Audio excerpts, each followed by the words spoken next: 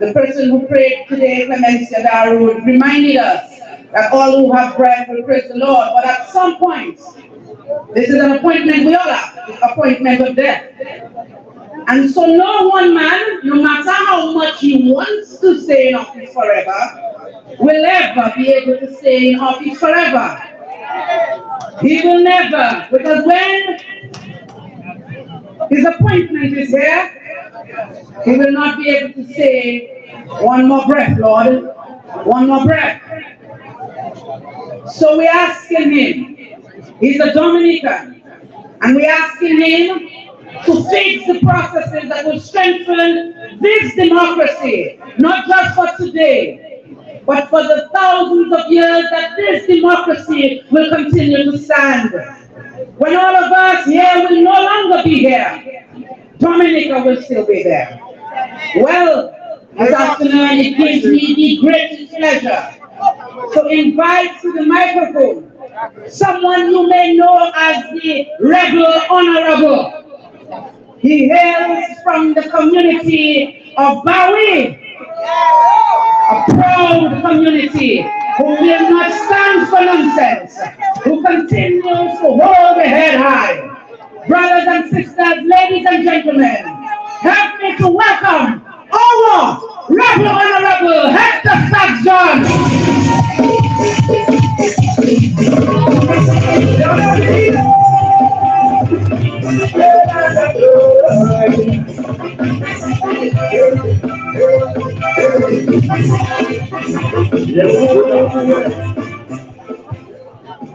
Good afternoon, Dominicans! Dominicans! I see my good friend, Mr. Klein, Gregory Leclerc. Welcome back home. I just want to bring you greetings on behalf of the people of Salisbury District and Monmouth. We know why we are here. And Salisbury is an example why we need and why we must demand electoral reform. No this, no what. We are ready for electoral reform and we are going for electoral reform. We have to make that message very clear. They can threaten us, take us, shoot us, but they can never stop us. The people of Salisbury, we are here today in solidarity with our country. And let me take the opportunity to extend sympathies to the family of Kenel Benjamin, the young woman from Portsmouth who was murdered.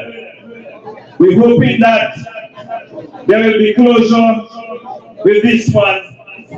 We have had too many of our young people being murdered and no closure. I just want to extend sympathies to our family and also want to reach out to our young men and women who are in the struggles. When they're asking for help, let us listen to them and help them.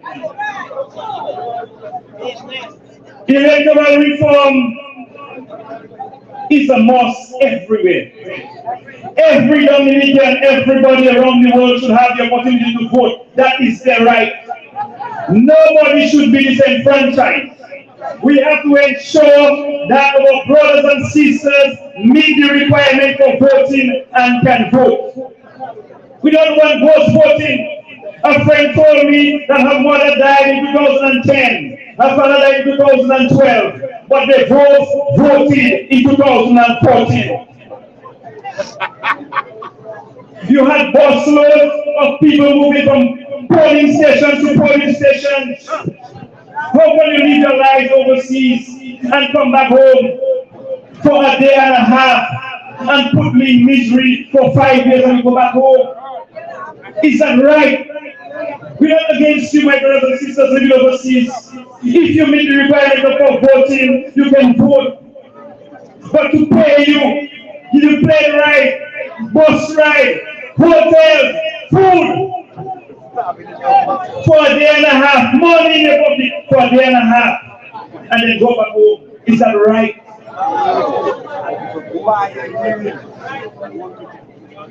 You have the pulse of the country, and you're using it to bribe our brothers and sisters to stay home, not to vote, pay them for their votes, and at the end of the day, you give them $500 for 5 years. I want us to begin to understand the importance of this reform. I am not coming back to another meeting. This is my first and last meeting. I am going to stand up. This is my first and last meeting. Do you understand me? Because we're going to sit and idle. We're going to sit on the fence. The Prime Minister said he was going to Parliament in April. Terry said he was going to Parliament in April. And he has not gone to Parliament. We know he's blaming Dennis Byron. Dennis Byron is not our problem. Roosevelt Terry is our problem. And I don't want anybody to on this platform and speak about Dennis Byron. Dennis Byron is not our issue. Our issue is Roosevelt Terry and what he's doing to Dominica. But you know my position on Roosevelt Terry already. You have to come to Salisbury. You have to apologize to people of Salisbury. Bottom line.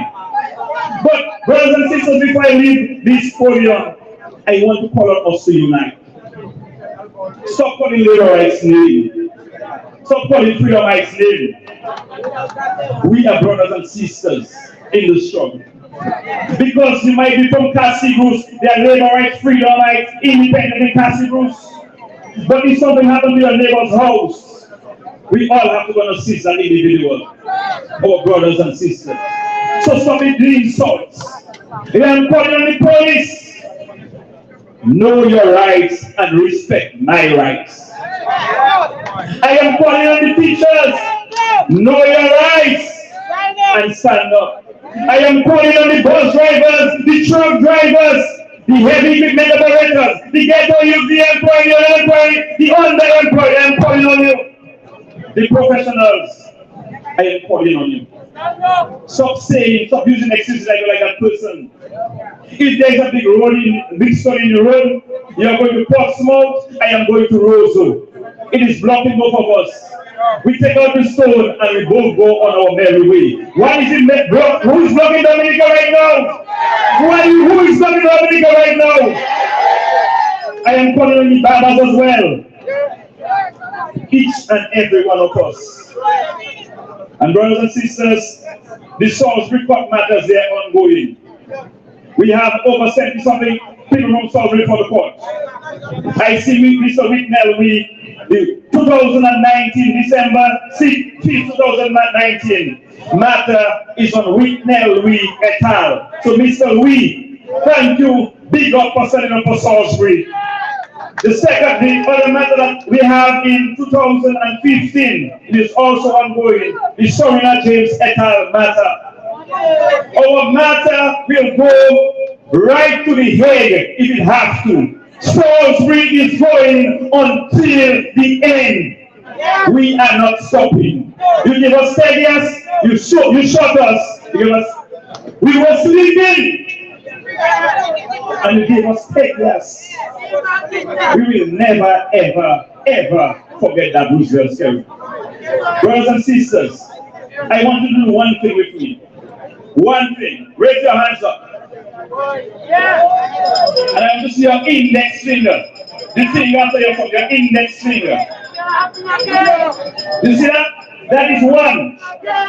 But when you close that index finger and tighten your fist, that is all. You touch one, you touch all. You touch one, you touch one, you touch one. Bus drivers, farmers, teachers, lawyers, unemployed, single parents, elderly. You touch one. You touch one. Good afternoon. God bless you.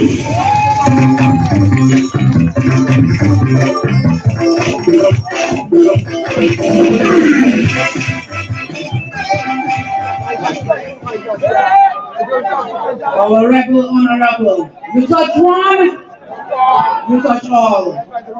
And none of us none of us have been exempt from the victimization and the plunder that Dominica has been subject to. We have all, in some way, shape, or form, been touched. Our profits have been touched. Our economic situation has been touched. Our country has been touched, and not positively. Dominica is crying. Our people are crying. And it is time that we take a stand and we cannot back down. We shouldn't back down. These people do not get tired. They do not get tired of manipulating the system in their favor. So now, I wish to invite to the podium again my co-host, who will introduce our next speaker. Dominicans! As I find a little cold, what is happening to us? We have to make the noise so that the rest of Dominica and the world by extension can know without a shadow of a doubt that we are standing for our country. We are standing in the gap for our country from then on today. Ladies and gentlemen, there are a number of civil society organizations in and around Dominica. And I can tell you, a number of these organizations are part and parcel of what is happening here today. And so, without further ado, Mr. Whitney, I singly also good afternoon to you. That's my brother here, senior statesman, Brother Whitney, always on the front line. Ladies and gentlemen, yes, let me get back on track. There are a number of civil society organizations in Dominica that are part and parcel of what is happening here today. Hector John spoke about the need for us to be united, the need for us to put our petty differences aside and see the need, the urgent need that is to stand for our country. Because if we don't, we will not have a country for our children to be part of and to be able to enjoy. And so one of those civil society organizations is one that I am part of, and that is the Civic Vibes. It is a registered NGO, and we are doing things for and on behalf of the people of the Commonwealth of Dominica. Paula Celestine is part of us, she's right there, I saw earlier. And we have a number of other folks who are part and parcel of that organization. But in just a while, you're going to hear the voice of Mr. Alvin Thomas. He too is part of that NGO, that is Civic Vibes. And so, through his voice, Civic Vibes is going to make their contribution through the voice of Alvin Thomas, who is all the way somewhere, but his heart is always with us in Dominica. And so, Mr. DJ Shan, without further ado, let the people hear the voice of former General Secretary of the CSA, that is the Civil Service Association in Dominica in the 70s, Mr. Alvin Thomas. My fellow Dominicans at home and abroad, and friends of Dominica, today I want on behalf of Civic Vibes to express an unwavering support for electoral reform, a cause that is pivotal for the progress and sustainability of our democracy. Electoral reform stands as a cornerstone of any just and inclusive society, ensuring that every citizen's voice is heard, their vote counts, and their aspirations are represented. We believe that now, more than ever, it is time to come together and champion the changes needed to reform our electoral system. In a democracy, election serves as the lifeblood that keeps the system alive, giving power to the people to choose their leaders and shape the trajectory of the nation. However, for a democracy to truly flourish, it is imperative that the electoral process is fair, transparent, and accessible to all. Electoral reform aims to address the existing shortcomings in our electoral system, to enhance its integrity, and to fortify the bonds between the electorate and the representatives.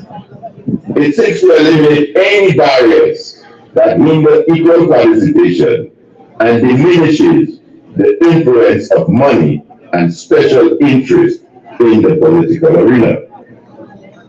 By embracing electoral reform, we empower our citizens, guarantee a level playing field for all candidates, and nurture an environment where diversity and inclusivity thrive.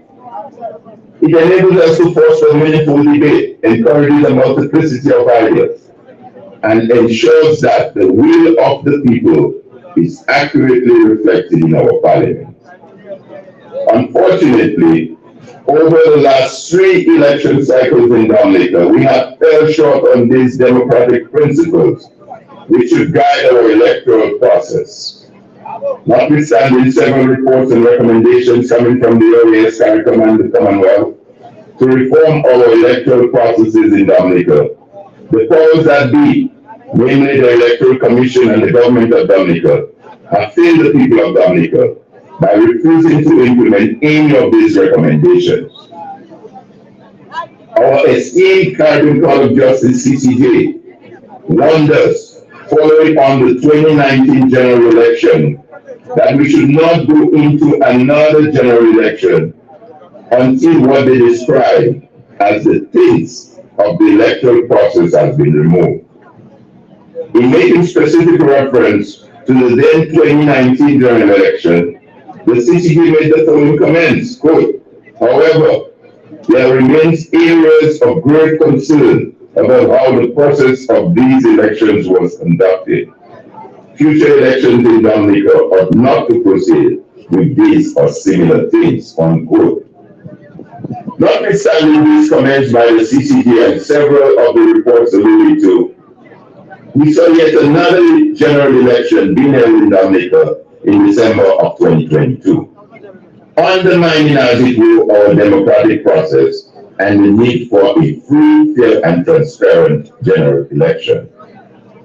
At Civic Bites, we recognize that a healthy democracy requires the active participation and engagement of all citizens.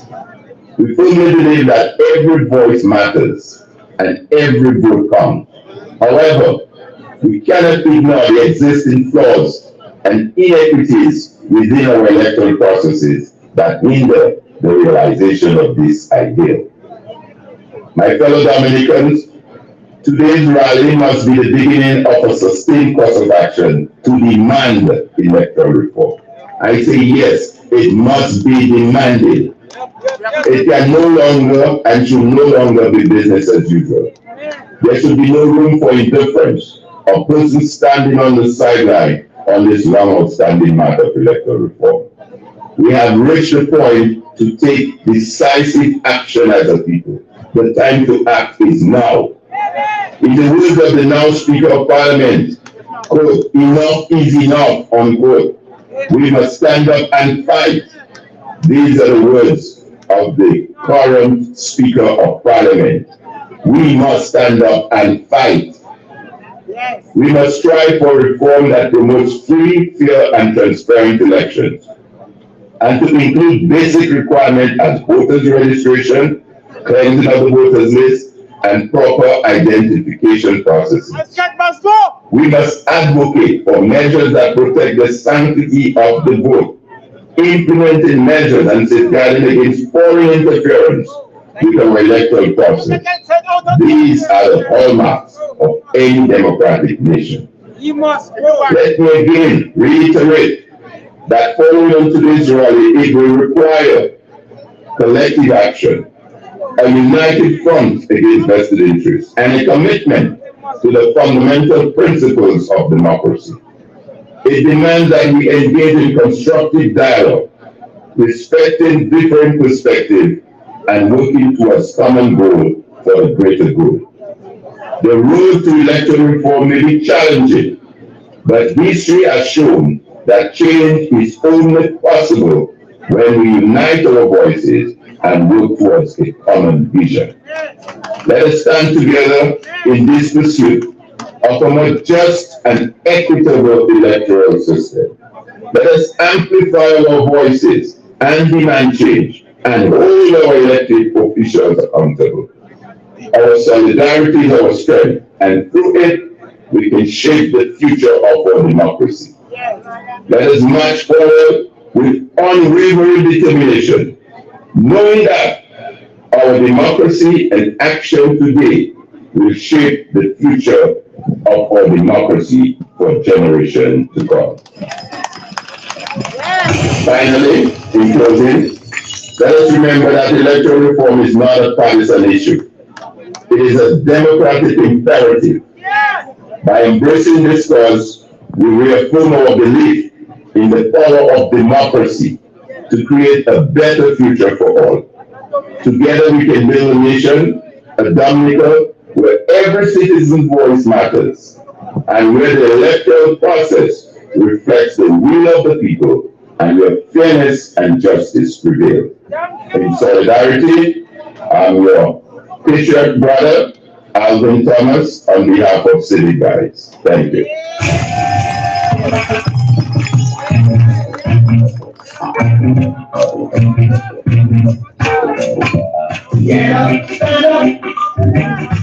Stand up for your rights. We wish to thank Brother Alvin Knight for his Alvin Thomas for his contribution. Nothing will stop us. And as you can see, our brothers and sisters, even from across the seas, continue to stand in solidarity with us. And so we've just heard the voice of a patriotic brother.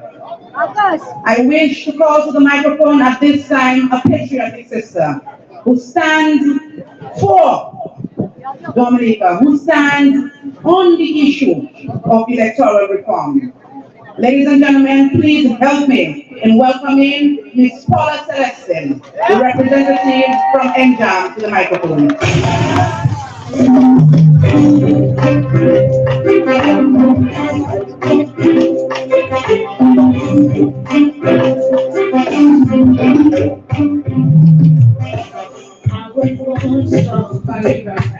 I was reading, see, I met so many hearts when I thought I couldn't make it. Thank you very much. Good afternoon. Good afternoon. Good afternoon to my lovely Dominican people, both here and overseas. Today is the day. This statement is a statement here by the National Joint Action Movement, NJAM. On Friday, February 7, 2022, last year, the National Joint Action Movement, NJAM, invited Sir Dennis Byron to an electoral reform virtual rally. Earlier I heard Brother Stark say he doesn't want to hear the name of Dennis Byron. But Dennis Byron's name has to be mentioned here because Dennis Byron owes the people of Dominica their money for a job that he was paid to do by Roosevelt, which had not been done. And this is the reason why Dennis Byron's name has to be mentioned here. His response to that rally was he was unable to participate because of whatever reason.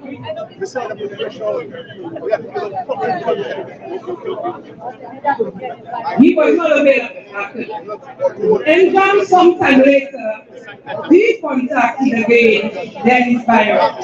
After numerous promises from Dennis Byron, we finally met him. And it was just before the sham election. He again promised to hold public consultation on electoral reform.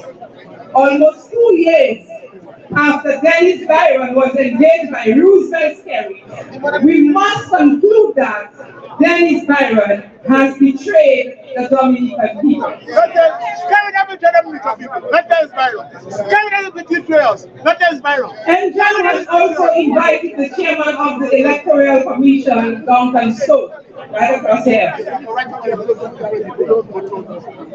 to that same event. Duncan Stokes had never responded. He has refused to even speak to any one of the persons of NJAM.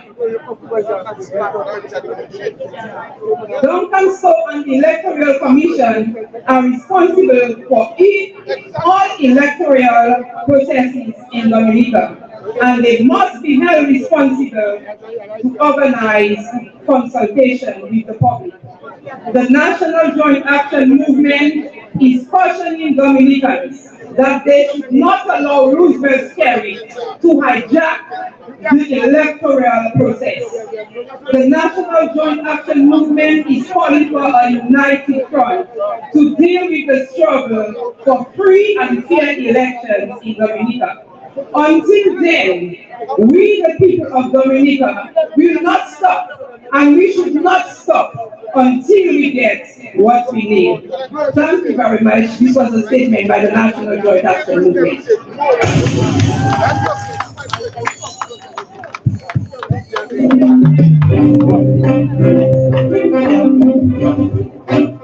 Mr. DJ, just give the people a little more conscious music for me, please. We need to spice up the vibes. I was made.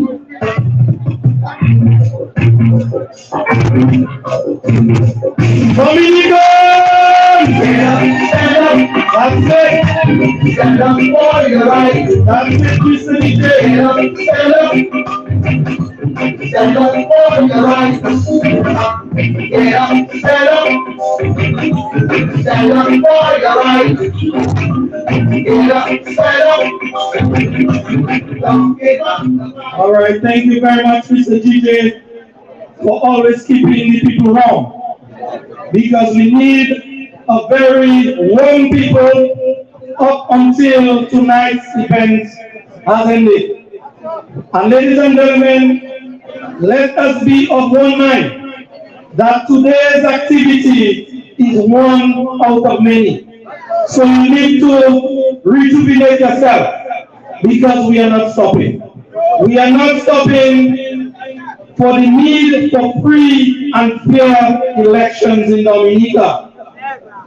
And I just want to thank my sister Paula Celestine a while ago for her words coming from NJAM. And basically, what Paula was telling us is that our electoral reform system, the electoral system in Dominica, it has been hijacked by Roosevelt and co. That's it. And so Mr. Dennis Byron is just one man in the cog in the whole corrupt system. Ladies and gentlemen, I will not be long, but truth must be told that Mr. Dennis Byron, from day one, yours truly was very disappointed that Roosevelt Skerry single-handedly chose Dennis Byron to come and meddle and mingle in our electoral process. I got a lot of flack from some of us by saying, Lofty, give the process a break. And we are where we are today because of what I saw many, many months ago. Anything Roosevelt Skerry put his hand on, it cannot be good. And so I'm not saying Dennis Byron is not good, but by Dennis Byron agreeing to do anything with Roosevelt in our elections, then we have to wonder what is it that is going on in that reform system that has been promised time and time over, ladies and gentlemen. And somebody might say to me, not to divulge private information. But ladies and gentlemen, without information, without factual information, we are living in a fool's paradise, as Pat and I said in song. And so let me tell you guys this afternoon, Sir Dennis Byron was in a meeting sometime back with some Dominican people, some esteemed Dominican people. Yeah, tell us. And a number of questions were posed to the gentleman, the luminary, the legal luminary at that. Yeah. And a man of Dennis Byron's caliber could only be chuckling for answers. All he was prepared to say, ladies and gentlemen, is that he at this point in time, and that point in time I'm talking about was back then, he cannot divulge any information as it pertains to the ongoing process between the government, which we know who is, and himself. And so, ladies and gentlemen, from that day, Dennis Byron went down some notches in my mind and in my eyes. Dennis Byron is living in a country, St. Lucia, I'm being told.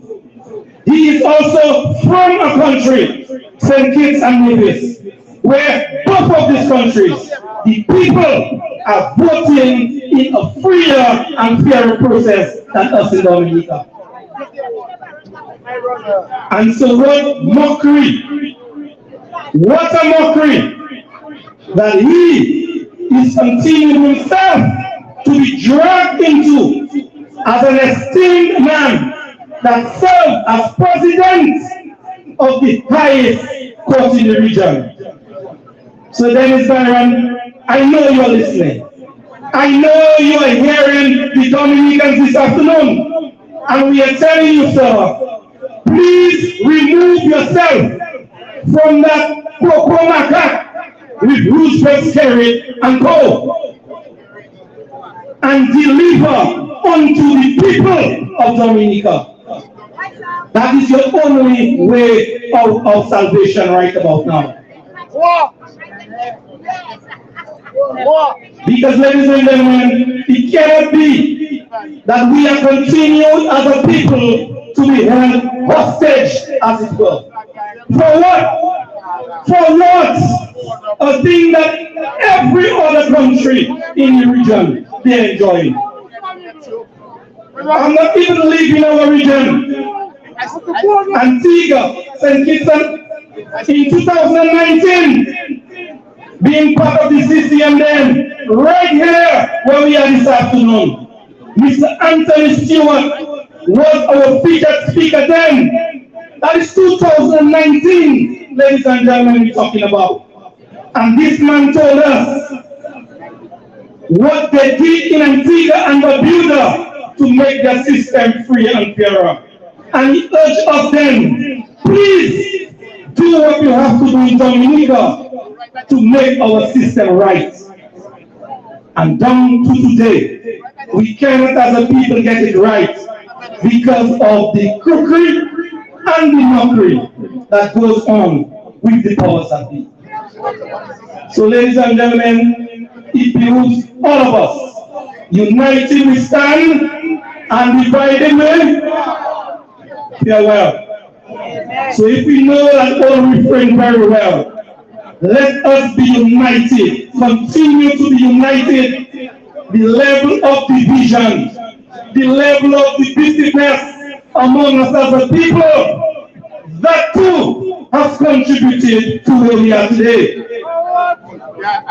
And finally, before I leave, so that no one else can continue to do our hosting duties, Martin Luther King said, let us as a people stand up straight, stand up erect, because if we continue to bend our backs, the dictators, And all who don't want good for our country will continue to ride our backs. They are riding our backs too long, ladies and gentlemen. And so by we standing here today, we are telling the powers that be in Dominica, we are telling Duncan Stowe and his commissioners, we are telling the world that we shall not go into any other sham process for election that Roosevelt will be part of. Thank you, ladies and gentlemen. Much more from me, but the program must go on.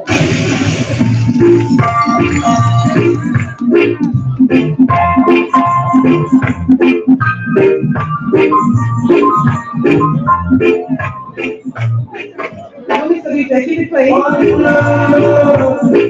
One heart, let's get together and Come on, people, sing it. alright. Let the children crying.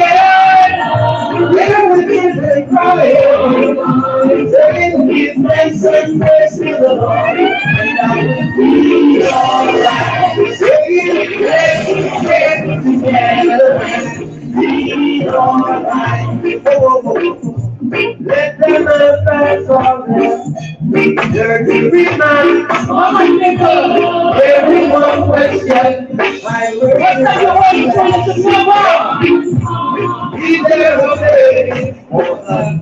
Hopeless sinner who has her own life. If you're too young for this and you don't know what to pray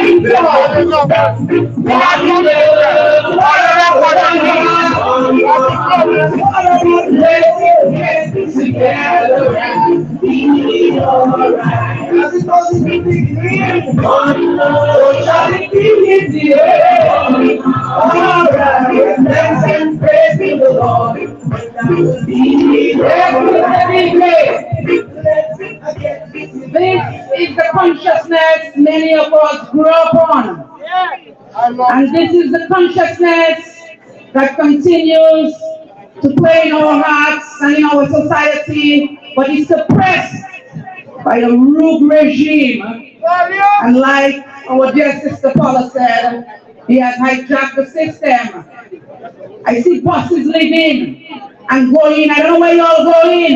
Right now, you all need to hijack the process and make sure people stay where you go. Hijack the process. Bus drivers should not be leaving Roseau this afternoon. You all should be standing because not enough of Dominicans are working. And those who are, you all are working for pittances while you're sitting government and all these ministers building mansions around country. So the young people who are passing here as the electoral reform is not your concern. Go in and come you come in. Step Dominica for yourself. You think it's us? You think it's yesterday it's 38. Come sitting and say, but I am old enough. I am old enough to know that this is not the best that we can be. And for the sake of me, I do not understand why more young people are not standing for their right to choose. How can you allow somebody to remove your right to choose? Before your mother tell you cannot come home late, you tell I big. But when Scary tell you cannot have money for power, you sit down and you shut up. Imagine that. Before I tell you put your phone away on people, you agitated. You go on. You go on with what? With what matters. Saving your country matters. The processes that govern your country matters. A government who does not care about you matters. Rising taxes, rising utility bills, put duties that you cannot afford. Businesses are leaving our shores, all because one man knows that he has the monopoly on our elections in Dominica. You all understand how dangerous that is? If somebody knows, no matter what they do to you, you cannot leave. Do you know how dangerous that is? Brothers and sisters, much to be said. Today, the nurses who continue to leave Dominica in droves, looking for better opportunities off island. I invite you to stand today. Stand for a Dominica where your interests will be put first, where you will be first-class citizens in your homeland, and you don't have to run to other nations and be second-class citizens. Dominica is Dominica for all Dominicans, and it is time to rescue Dominica. We want electoral reform, and we want it now! Brothers and sisters, this is an exemplary brother. I call him Big Brother. He has sacrificed so much for Dominica. Imagine this man got a salary as a parliamentary representative, knowing fully well, Rosanna, I commend you, knowing fully well that the people of Rosanna would have voted him in the sham election. He did not contest because he was not willing to subject his people to a system that was not free and fair. And today, he's just another regular citizen. He sacrificed a salary because he stood for what was right. It gives me the greatest pleasure to call my big brother, Brother Danny Luge, from the Rosanna constituency to the podium. Welcome, big brother.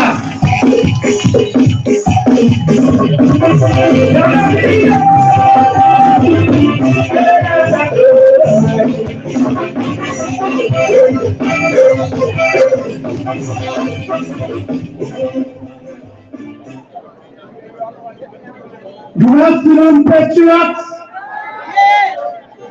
Civics was removed from the school's curriculum, and so I have no choice to take it to the streets and to take it to the riverside. Patriots! This afternoon I'd like to issue a 44 years late posthumous apology to Dominica's first Prime Minister, the late Honorable Patrick Roland John, his wife Desi John, and to the entire John family. May 29, 1979, that is exactly 44 years and 2 days ago. Honorable Patrick John, in retrospect, was an angel in comparison to what we have today. And yet Charles Salver mobilized the full rush brigade that stunned the late Patrick John out of office, as confirmed by Little Tony. Patrick John never stole lands or received lands as a gift from an old lady in the valley. Patrick John never sold one diplomatic passport to Susan Oldie, nor used the proceeds for his general election campaign. Patrick John never stole an election. Patrick John did not build for himself free multi-billion dollar mansions in Vegas and Mont Daniel. Patrick John never paid himself $64,000 per month housing allowance to rent his own house. Patrick John did not give away the portfolio of finance minister to Anthony Hayden, who decides which foreigner or which Chinese company will be awarded building contracts. Anthony Hayden, Dominica's real finance minister, gives every single multi-million-dollar project, including the money laundering international airport to foreigners, and Skerrit cannot do a damn thing about it. If you control Dominica's money, yes, you control cabinet and you control Skerrit. This is the monster that Roosevelt Skerrit has created, and only you, my people, can stop it. Patrick John, 44 years ago, was an angel, and tell the world that I, Danny Luque, say so. Mrs. Desiree John, on behalf of my family and myself, I'd like to publicly apologize to you and the entire John family for what Dominica did to your husband and Dominica's first Prime Minister. We are sorry. And now to some housekeeping, bread and butter matters.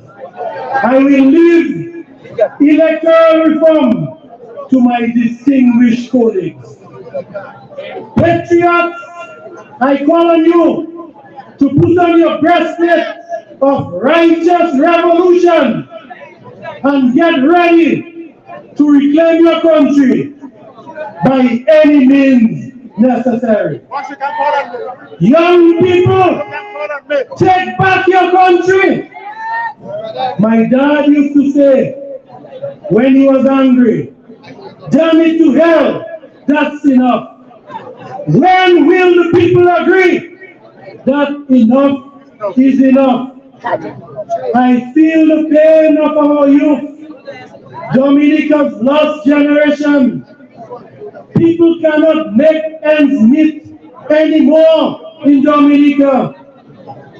There's a new class of people who have replaced the working class and middle class, and that is Dominica's working poor.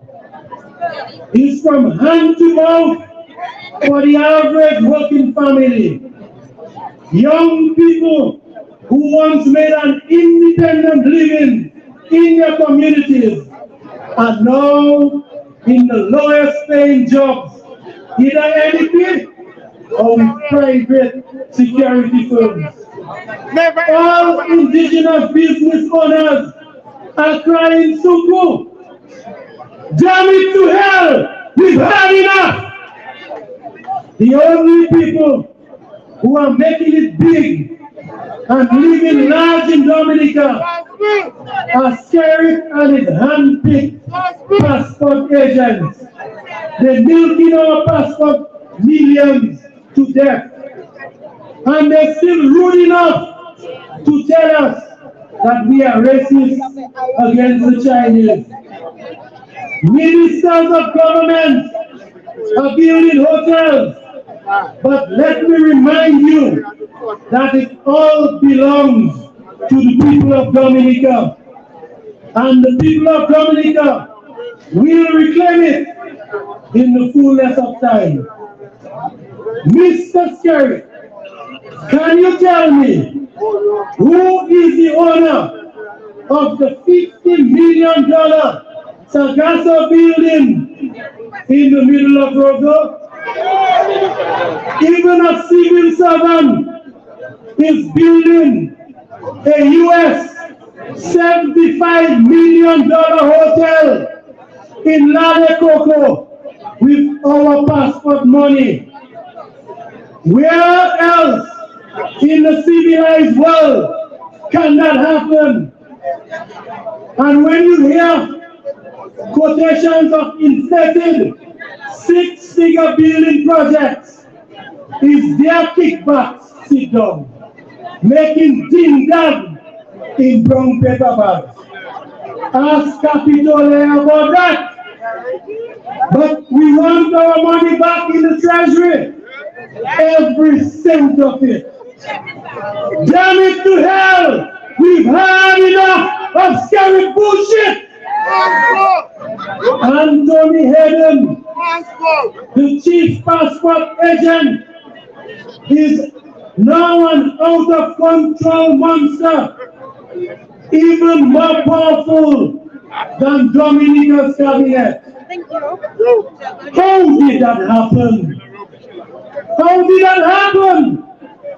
Hayden is calling all the shots, and Skerrit cannot do a damn thing about it. Anthony Hayden decides who gets contracts to build everything. All the dysfunctional health centers, all the falling down and leaky apartments, the 2 years quote-unquote Marigot Hospital is leaking before it even opened the front door. The $1.3 billion money laundering international airport is in the hands of the same man that built the perfume fragrance apartments in Bellevue that Siri exposed. Let's give Patriot Siri a round of applause for his year in, year out work of exposing those sacred baller. Yes, big up to Patriot Siri. And Anthony Hayden, so bold-faced, he even put a big sign on the entrance saying, built by Montreal Mall Management. When Skerrit secretly promised and assured the first Chinese company that they would be the ones who would get the airport contract, Anthony Hayden said, hell no, not a damn. At that time, construction of Palace number 2 was in full steam at Mont Daniel. But to Prime Minister Skerrit's great surprise, the second Chinese company, China Railway number 5, was single-handedly chosen by Anthony Hayden to build the $1.3 billion money laundering international airport. And that is the real reason why construction work slowed down on mansion number 2 at Mont Daniel. But isn't that the third multi-million-dollar mansion that cannot be explained by his legal income? Then there is the house of dark secrets in the middle of Roseau, the Sagasso house, of which the DBS reporter questioned, causing Skerrit to burst a blood vessel. Yes, pressure does burst pipe. But remember well, those mansions go as far back as the lilac-colored villas. You remember Honorable Edison James asked him about it? And the famous Bubbles, he raised his hand and said, it's mine. Built and paid for with his golden crab financing plan. Damn it to hell! Where are the IPO commissioners? Where is Steve Harrison and his castrated team? Where is Daniel Carbon? Where is the Criminal Investigation Department? Where is the head of the FIU? Where is the DPP? It is your job to make sure that the hungry hyenas don't get away. Thank God for Cara Shillingford Marsh. She is the only IPO commissioner doing her job. A fearless rising star in the legal circuit, kicking little Tony butt like a deflated football in every Caribbean courtroom. Let's give Kara Shillingford Marsh a round of applause. I recommend her as Dominica's newest King's Counsel. Now to another troubling matter. Can you believe that the $500,000 Jeep Wrangler, that expensive SUV gift that Chairman Steve Hyacinth trying to sweep under the rug? Well, this will be exposed. Kara will declare them. The commissioners are seemingly actively covering up the greatest financial crime in Dominica's history. Damn it to hell! We've had enough of this thieves and the IPO enablers. We demand the immediate resignation of Steve Hyacinth. He is a saboteur of democratic principles and a saboteur of democratic institutions. Duncan Stowe and his fellow commissioners who are passport agents are saboteurs of democratic principles and saboteurs of electoral commission. There's too much conflict of interest in these handsomely paid passport agents. They too must resign forthwith. This is the people's demand. And kudos to Hillary Shillingford and Wayne James for speaking out for Dominica with clarity for many years on the electoral reform agenda. Let's give Wayne and Hillary a round of applause. You know, I would not mind if these hungry hyenas were taking a little for themselves, but making sure that our young people have a future in our country. Imagine 23,794 CDI passports sold between 2016 to 2020. That is $5.4 billion. And don't forget that after that period, between 2020 and today, 2023, we must have sold another $2 billion in passport revenue. Every Dominican, man, woman, born and unborn child, should be living sweet in this country with that kind of money. Did you hear me? $5.4 billion plus $2 billion and counting. For God's sake, diaspora Dominicans should be coming back home to build a country and to build our international airport, dry cash, large cash. But damn it to hell, these hungry hyenas want everything for themselves, and they have us starving while spirit boasting foreign workers sending home $200 million plus to their family. What kind of man is this? Imagine your government even turn your back on the inmates of Broadening. Magwesa. Is that how we treat our senior citizens and most vulnerable? Scared to have no conscience. Every young person you meet want to run away from Dominica as they cannot see a future in their own homeland. Damn it to hell, we've had enough! Dominicans, wake up and take back your country. Wake up! I'm calling all our young sleeping giants to rise up and take back the country. The power of our young people is greater than the people in power. It's now or never for the people's popular revolution. Yes, I said it. Time for the people's popular revolution. God bless all the patriots.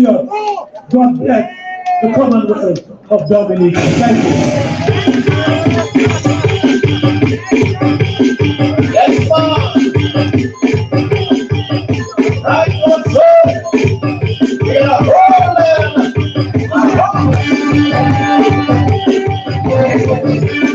Original.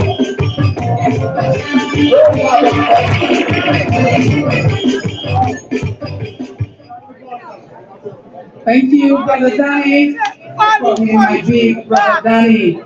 I wish one of us young people would stand like those who stood in 79. But I understand that the circumstances are different. But what stands true then, as it stands true now, is that the power in people is greater than the people in power. That truth will never change. And so all we must do, all we have to do, is take back our power. Our country back. So many of our young people are afraid to stand in the crowds today because they fear that they will be victimized. They fear that the government, listen to this, the government apartments that house them will be taken from them. A government who cares for you will create the avenue for you to be able to work hard and earn your keep and build homes that you can leave for your children. But government apartments are government apartments. And these apartments will not allow you to create the generational wealth that will allow your children to do better than you. And so they have us where they want us, in a system where they are the bosses, they are the gods, they are the be all and do all. And young people, it is time that you take a stand, because you don't want to be housed, you don't want to be fed, you want the opportunities for you to house yourself and feed yourself. Most of our men have been emasculated. They can barely take care of their families. We see so much young deaths, so much gun violence. But idle hands are the devil's work tools.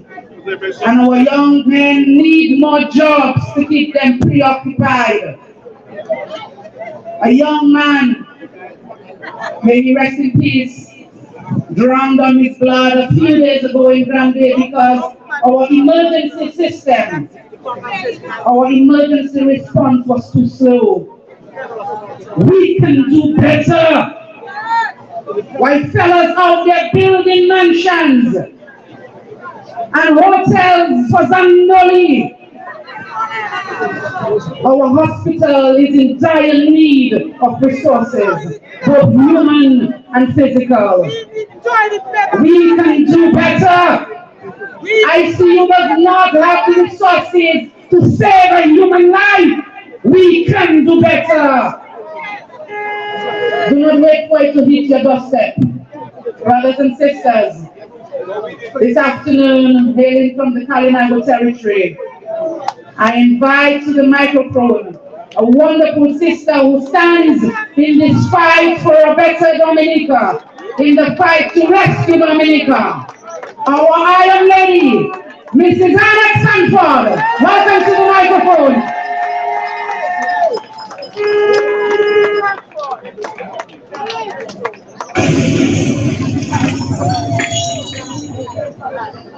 Dominicans, are you ready to take your country back? I am ready. A few months ago, when I got employed at the Dominica State College, I was told, need to have a few words with. And then I was told, you have to be careful with what you say, because there are a lot of spies around, and I don't want you to lose your job. But I want to say that no amount of spies around Dominica can take away my freedom of speech.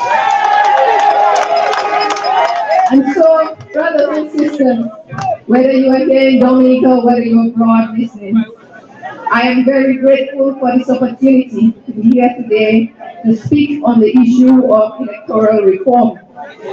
The process of reforming our election is by design an ongoing exercise, and it is very shameful that we are here today under these circumstances, when the people who are supposed to administer the affairs of our country are refusing to give us electoral reform. The majority of our democracy demands regular audits and regular reform. Election is the process where the public chooses a representative to conduct the affairs of the state. It is a public choice. The avenue by which the public makes its choice should be free and it should be fair. The Westminster system in Dominica allows for the choice between political parties.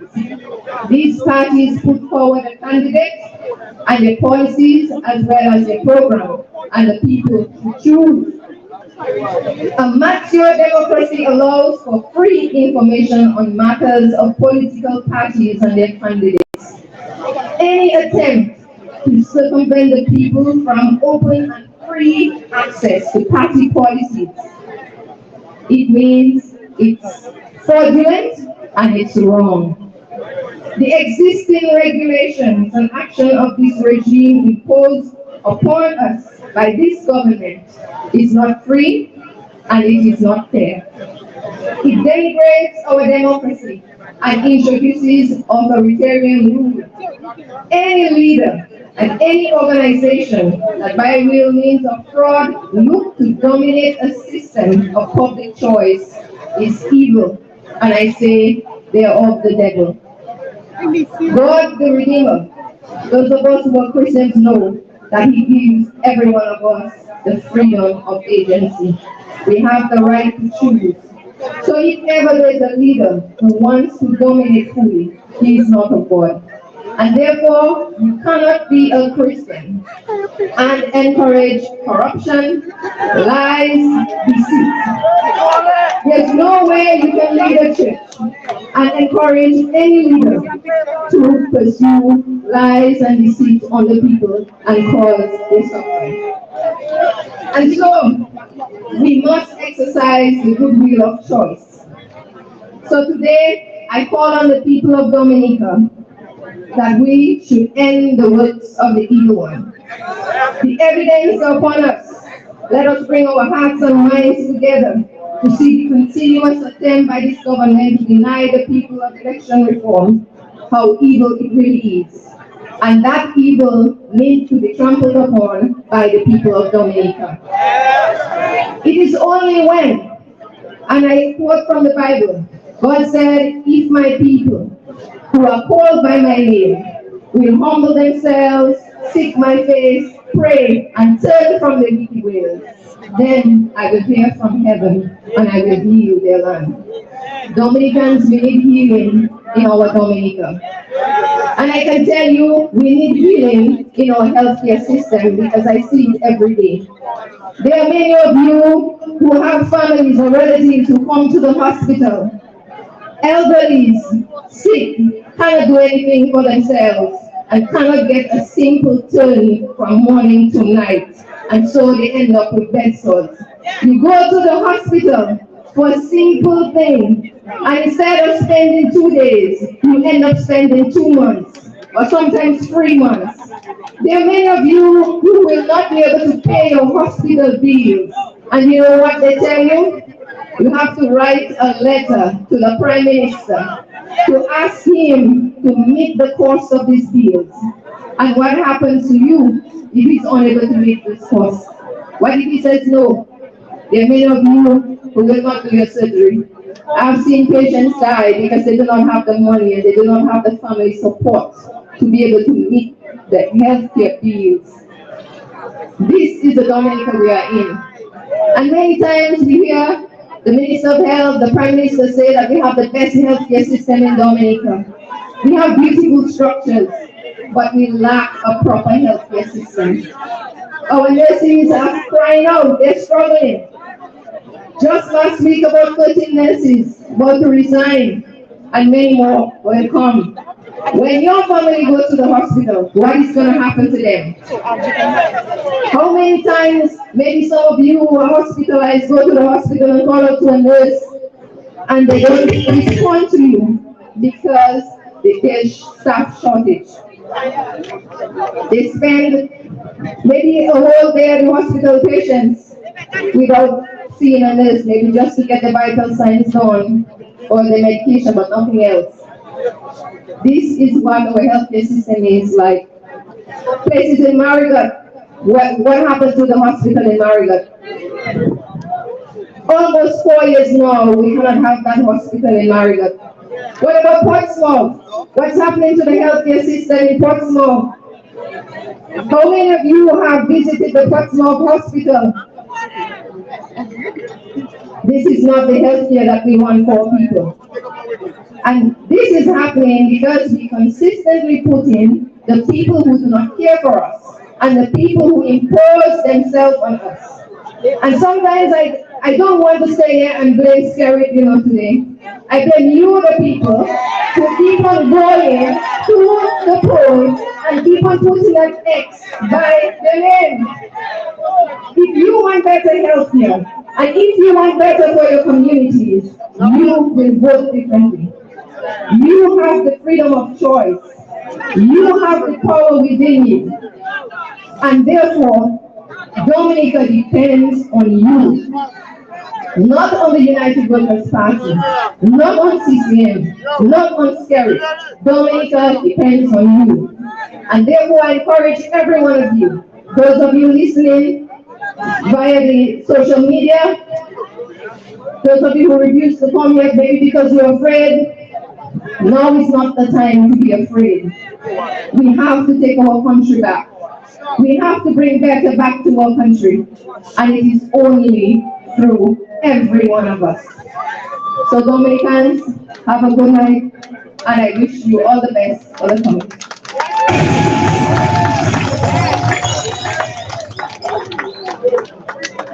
Thank you. Ladies and gentlemen, let's put our hands together for Mr. Broad, a formidable woman in the Kalinago territory. You heard she said, you heard she asked us, are we ready to take back our country? And she said as well, I am ready, meaning she is ready. And ladies and gentlemen, we need to give, let's put our hands together for our Kalinago brothers and sisters. They played their part in rescuing this country. And so just maybe maybe, my sister, we need to call on you people, the Kalinago people, to once again help us rescue this country.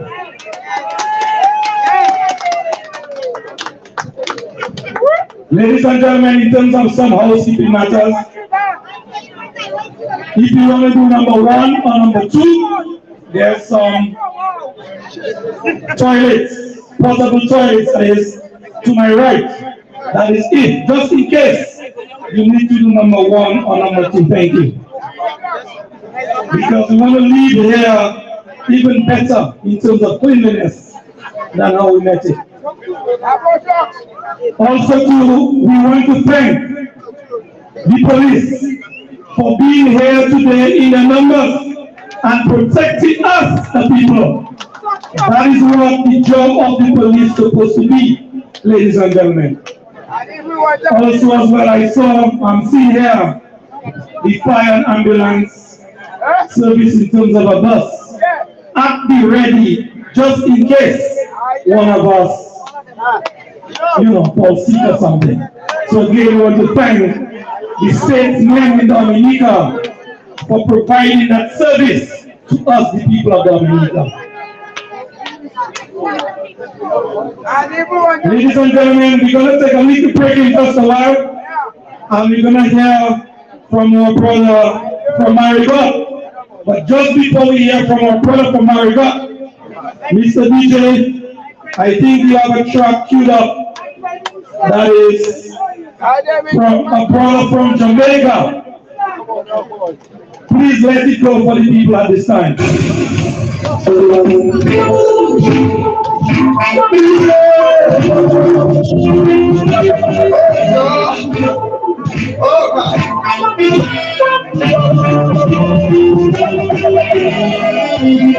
Country for sale. Country for sale.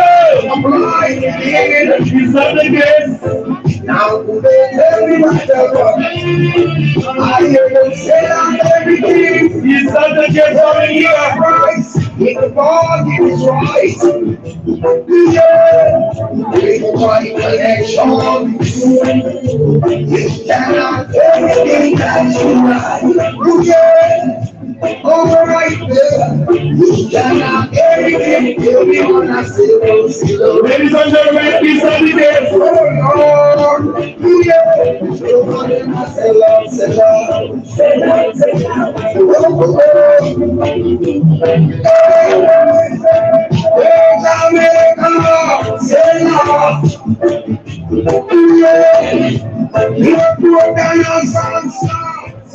Ladies and gentlemen, is that the case? Is our country for sale?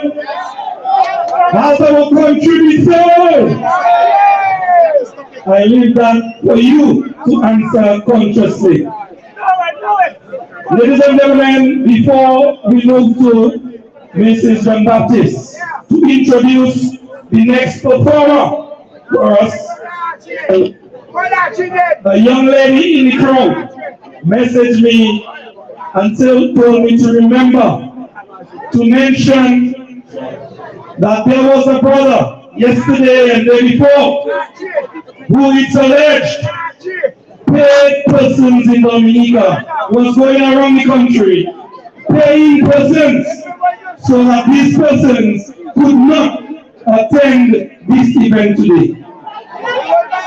And I'm asking the question, if that is the case, is that the case of this brother being a house slave or a yard slave? But let me send a message to this brother that today you may be doing the biddings of the powers that be.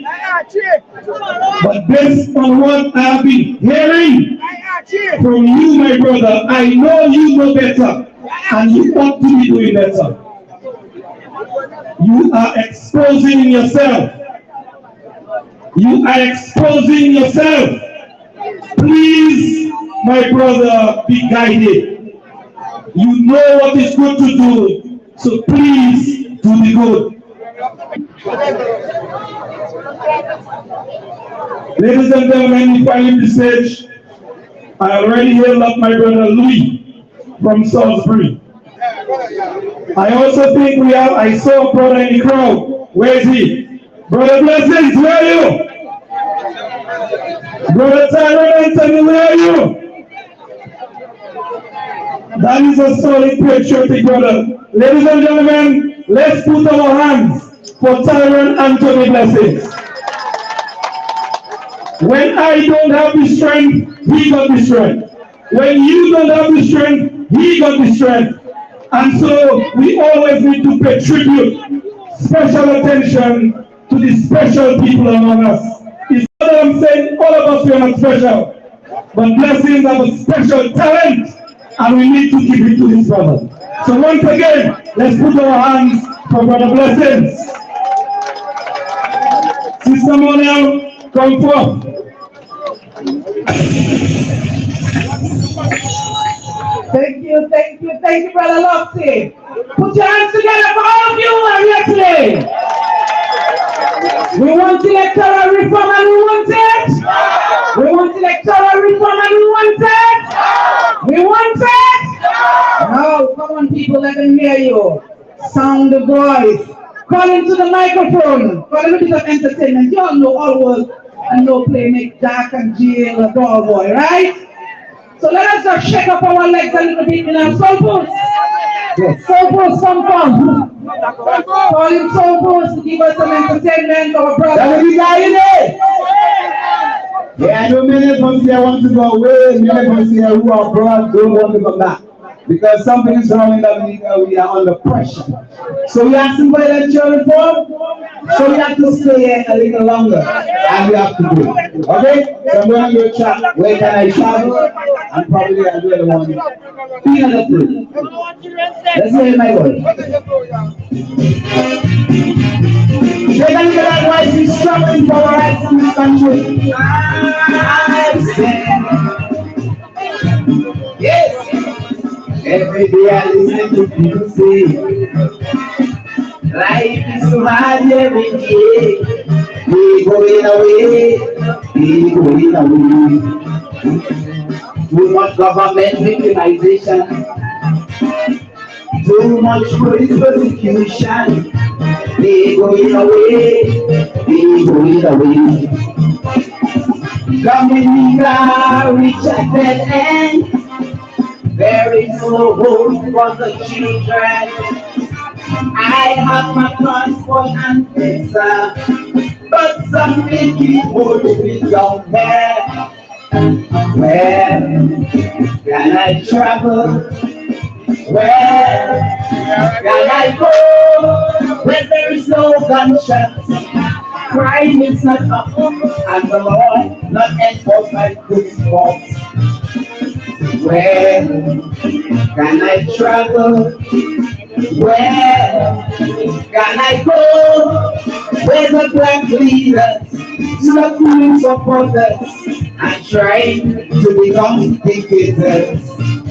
Dominica may be worse, but I can't help wanting to fix my country first.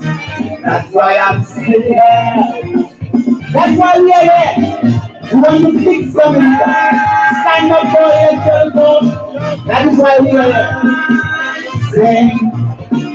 Be not afraid and stand up strong. Sing.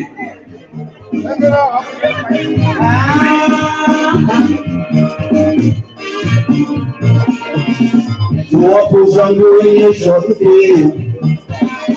Walking for London and UK, so we run away, we running away. Every year I saw in the Chinese shop.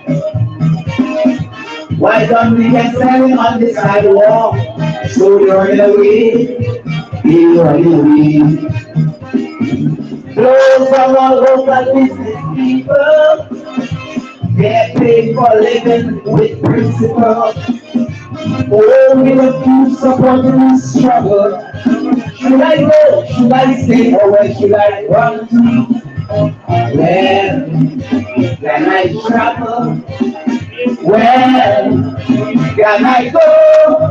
Where there is no gunshot, crime is not up, and the law not enforced by guilty courts. Where can I travel?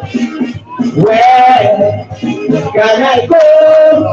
Where the black leaders stop running for brothers and trying to become dictators.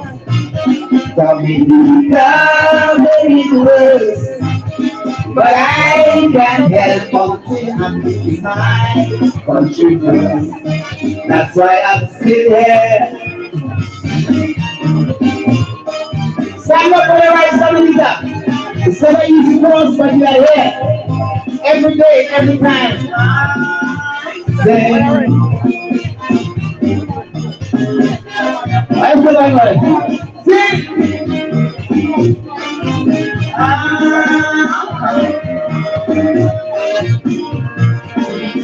my president diaspora state. They don't know how come I'm still here. They staying away. They staying away. They might visit for a holiday, but they will never return to stay. They stay away, they stay away. But if everyone runs, then who will stand? What will become of this blessed land? abandoned in the hands of criminals. But I will hold on till a little longer. Where can I travel? Where can I go? Where there is no conscience, crime is not up, and the law not enforced by the criminal. Where can I travel? Where can I go? Where the black leaders stop robbing supporters and trying to become the leaders.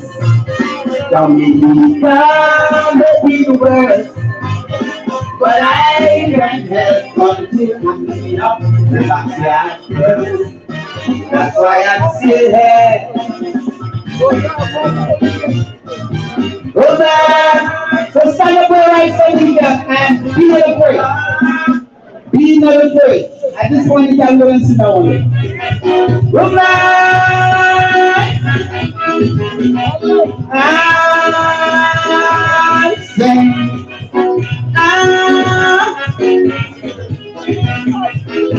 so yeah, what is happening in this country right now? So that's why you have to be not afraid and stand up perfect for your rights. Yeah.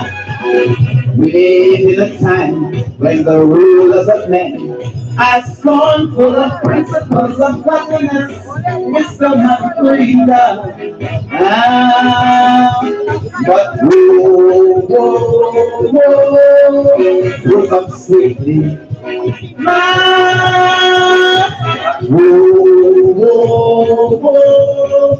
Woke up sweetly.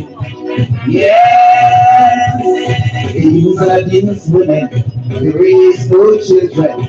They live the life of wickedness, corruption, embarrassment, and shame. So in order to maintain power against the very forces of nature, they need to have the citizens living in fear. Man, but be not afraid, but there is your enemy. A man afraid to speak of what the person's name and save himself to one man just like him. But be not afraid, always on suddenly. Just as the longest road comes to a bend, so do the evil works of evil men bound to come to an end. I sing the works of evil men soon to come to an end. Be not afraid. I sing.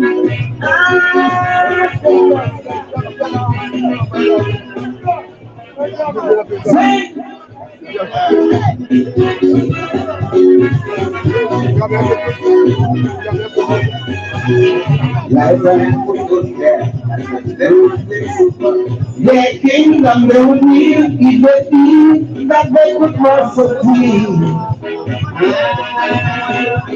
But who comes quickly? Man,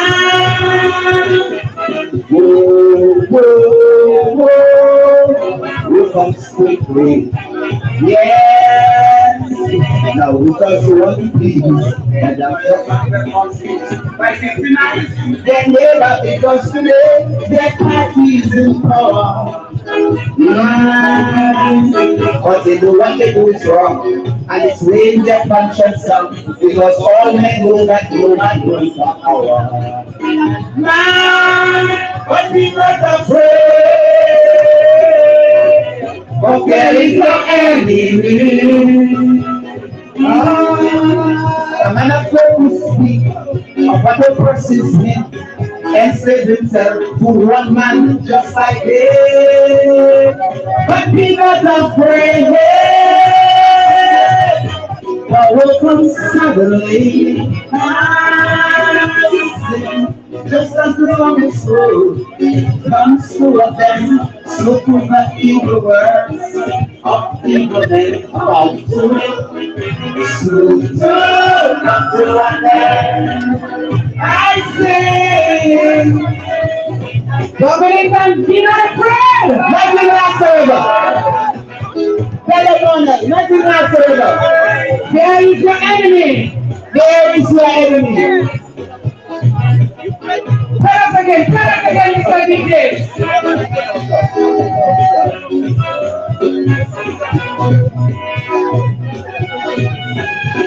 In life and in the Bible, we have seen the fall of prayer people. They never learn, they believe they are in the next level. But who comes with me?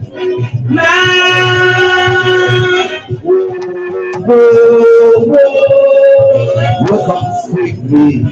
Yes, but the days are numbered, or the deeds are due. The hate, the division, the anger, the poverty they have sown. But it's coming to honesty when you person at PSC, when all those who have done it before will have to be. Man, is not afraid. For praise your enemy. I'm not afraid to speak about a person's name. And say himself, who one man just like me. You're here, but be not afraid. But we will suddenly, just as the longest road comes to a bend, so to the evil words of evil men bound to. The works of evil men bound to soon come to an end. Be afraid, be afraid. Wow. What's a message? What's a message, Dominicans? Be not afraid. Be not afraid. This is our country. Our country to save. Dominicans! We want electoral reform. And we want it. We want it. We want electoral reform. And we want it now. We want electoral reform for the nurses who are struggling. For our teachers, 10 years in the service and not appointed. We want electoral reform and we want it now. We want it now. Brothers and sisters, you ready for it?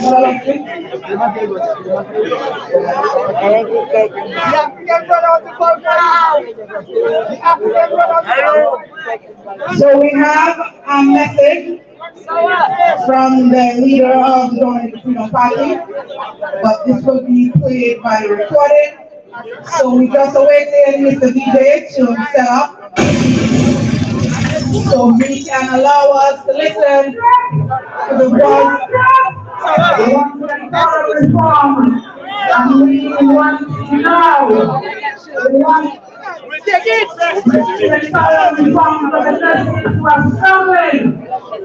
fellow patriots, our teachers, we want to electoral reform now. and citizens. Today we gather here in unity, fueled by our unwavering love for our island and the belief that a prosperous and just society can only be achieved through good governance and democracy.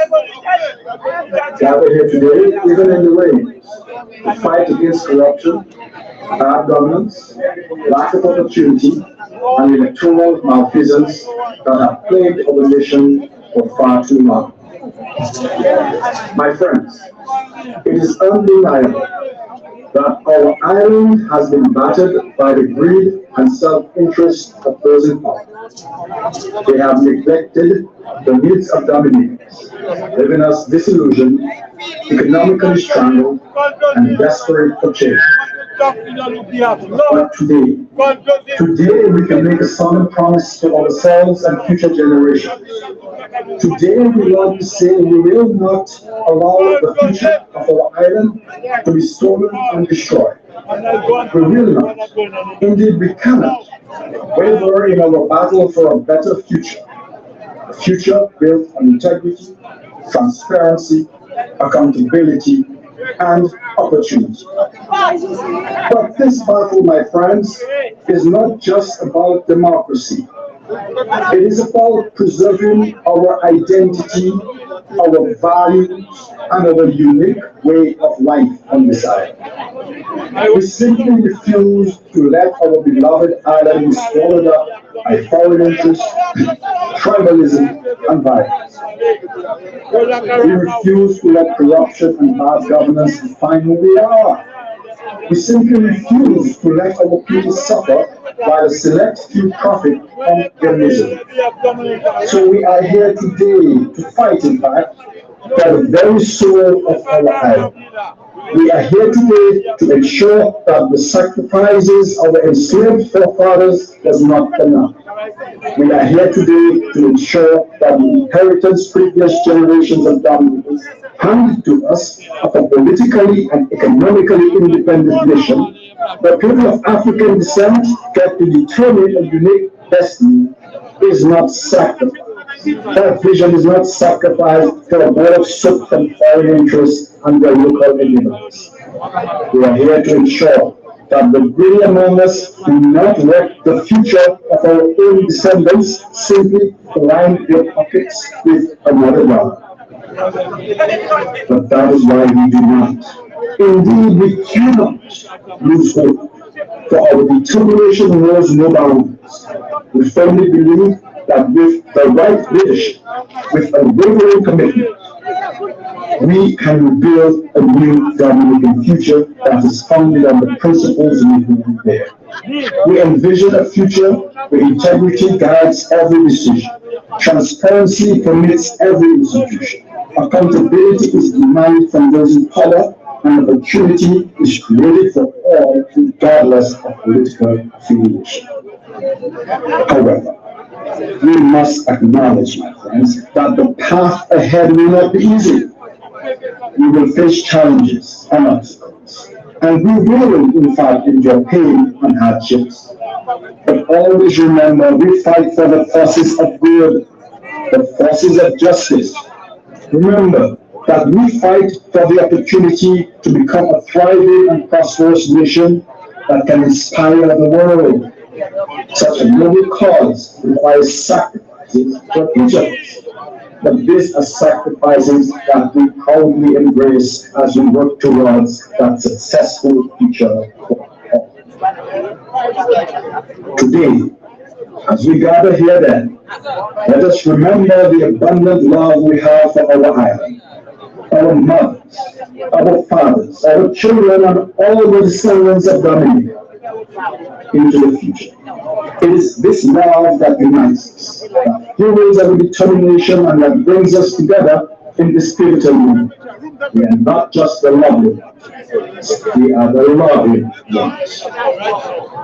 Together then, let us rise above the challenges, transcend the divisions, and embrace the vision of a new Dominican future. Let us hold ourselves and our leaders accountable, demanding the integrity, transparency, and opportunity that our island deserves. And despite the soul of oppression, let our love guide us, let our unity strengthen us, and let our commitment to good governance shine as a beacon of hope. Let us fight this day well and hard, so that when one day our flourishing and globally respected descendants look back in history, they will say with gratitude and pride that this was the time. These were the days when the future hung in the balance and the true patriots gathered at the river's edge and were committed to the great battle to secure their freedom and their glory. So, my friends, this rally is not the end, nor even the end of the beginning. This rally symbolized an ongoing psychological rally to ensure that we, the good citizens of Dominica, will never give up, will never surrender the future of our nation. I thank you. Thank you, my fellow patriots, for standing tall. Thank you for standing bravely as we all journey towards this bright and glorious future. May God bless and protect us all. God bless you too, brother. What is now? Brothers and sisters, ready for the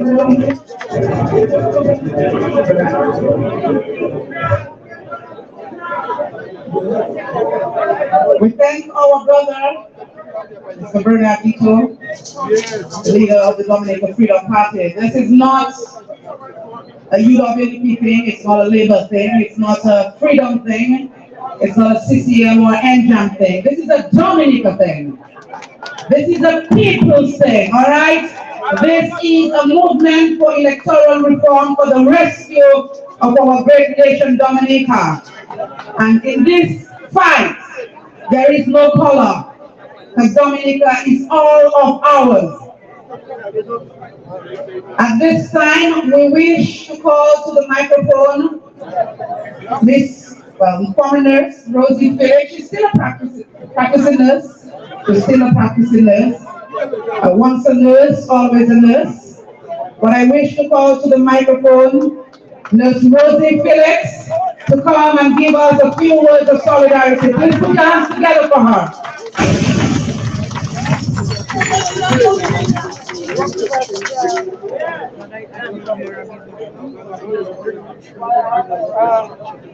Like Monel Williams a few years ago, I rise.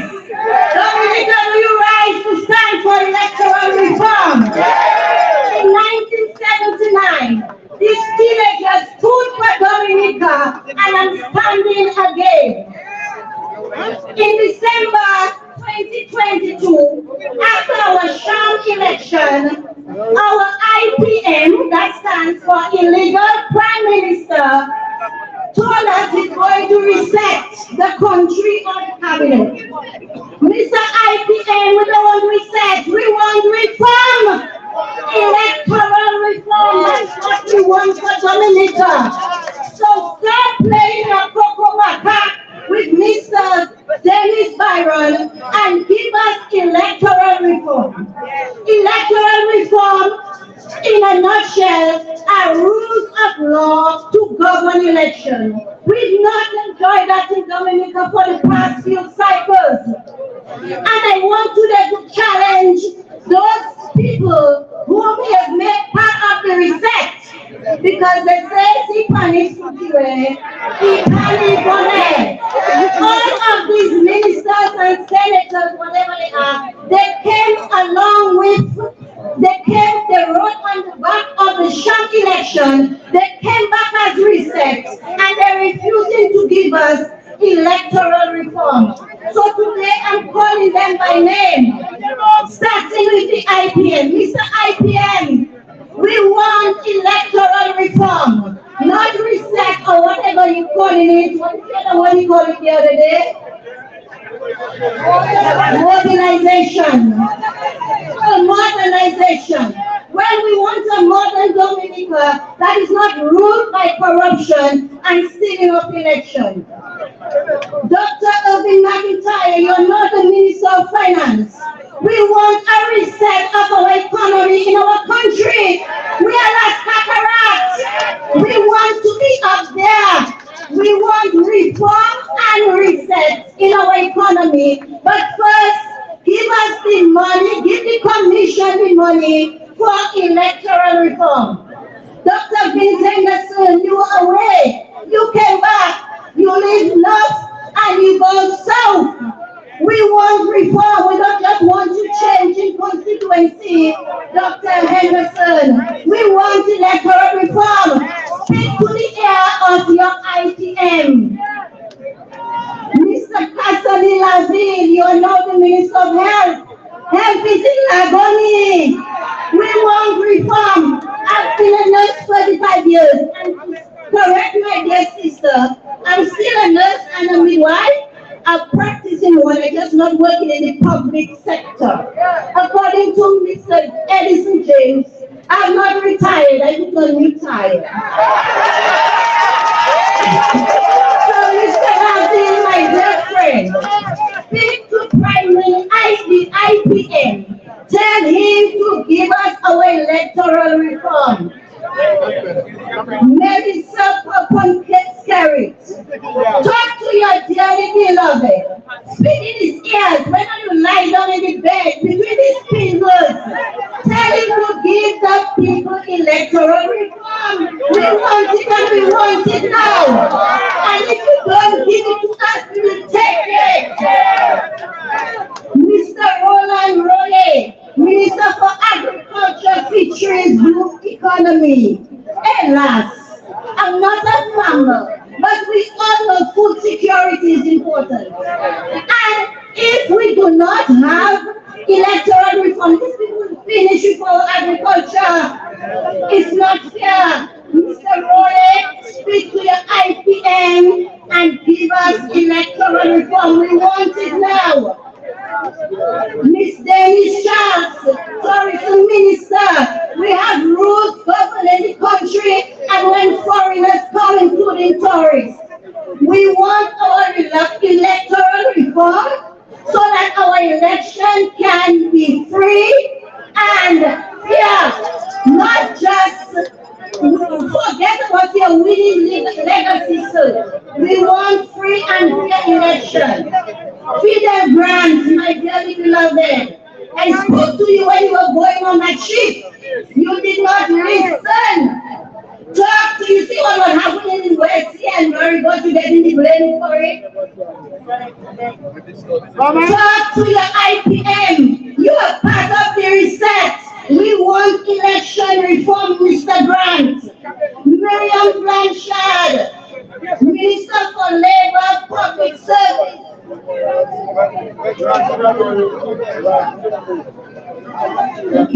Entrepreneurship. Our people suffering. I was trying a business before they start the business. Fully already. Give us reform for people to choose. For people to choose their government. We're trying to protect the winning legacy, not the winning legacy. Better you repent, reset your heart and your mind, Mr. Prime Minister, and give us electoral reform. Let us choose who we want to govern our Dominica. Greta Roberts, honorable teacher, that's what I know you as. You go into this government and only refusing to give us electoral reform. Why? Talk to the Prime Minister. Are you looking to rule it to the ministers to serve at the highest level in the land? No problem with that. But give the people what we want. People talking about people complaining in Dominica, all on the radio they're complaining. The priest and the pastor saying the people complain. But you know what the scripture says? Where there is a wicked government, the people groan. Give us electoral reform. Crozier Frederick and the Kalinago man, alas. We heard our sisters speak and we know what's happening in the Kalinago country. Let our people be free. Let them choose for themselves. Do not start bribing them. Mr. Crozier, talk to the IPM. Octavia Alfred, I regarded you as an honorable teacher. But when I heard you for the campaign for the short election, tell people, children, is your government that's giving them everything they want? Shame on the Octavia Alfred.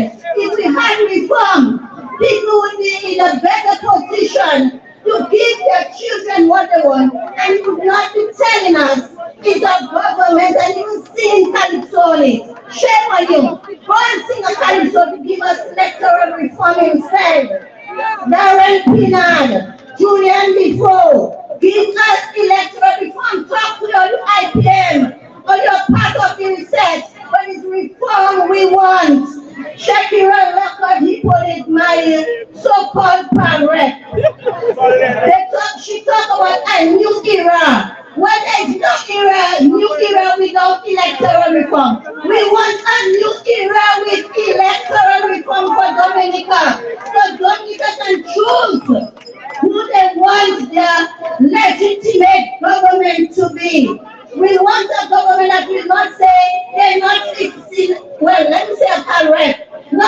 in my street because people on my street not supporting schedule effort. The new era needs reform so we will not be victimized.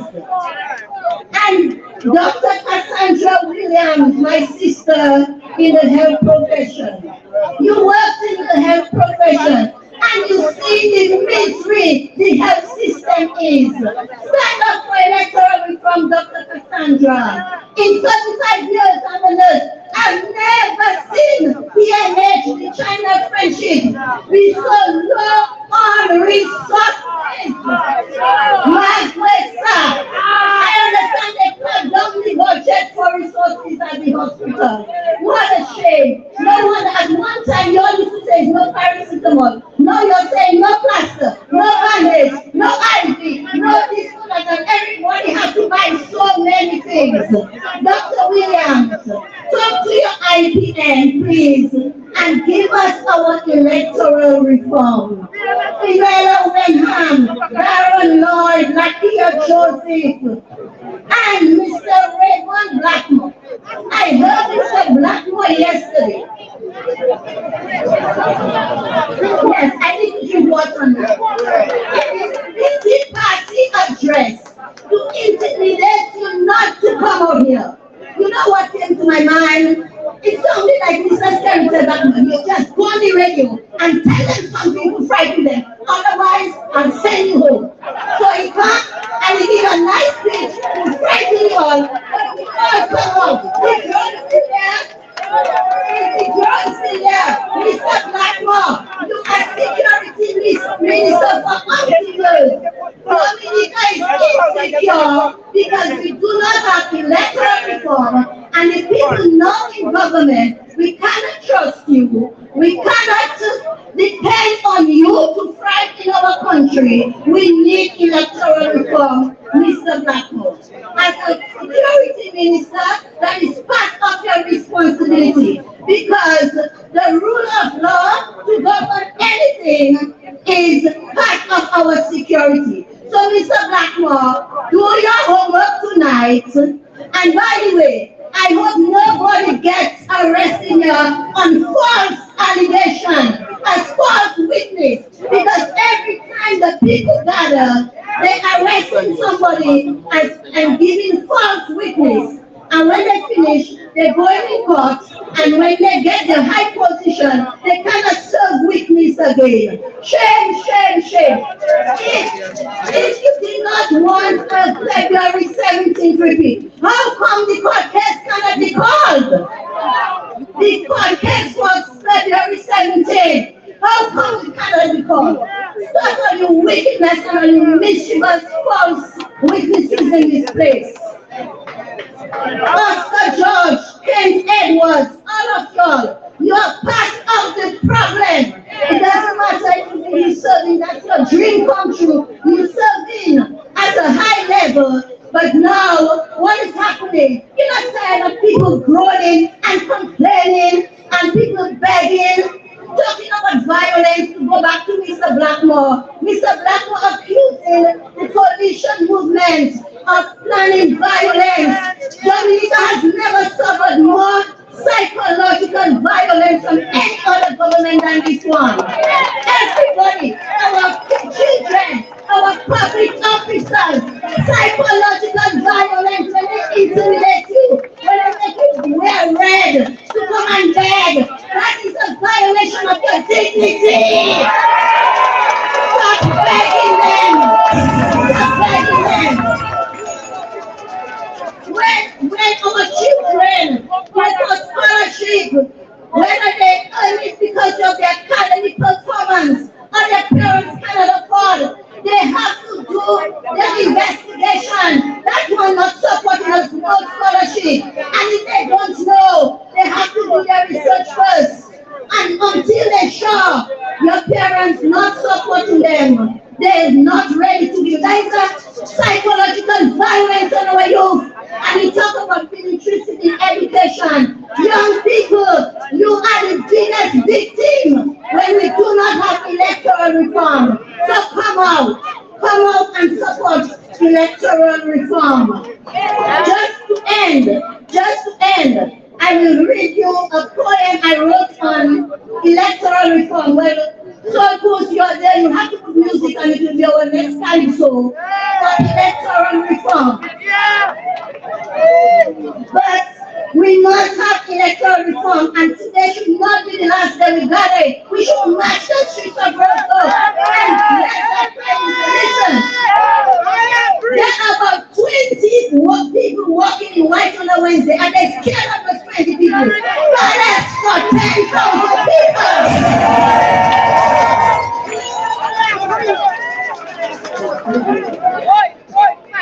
Spirit is a scary cat. Don't worry, the big mouth we have, he prayed. So we must come out, and I'm proud of you today for coming out. Let me just get this here.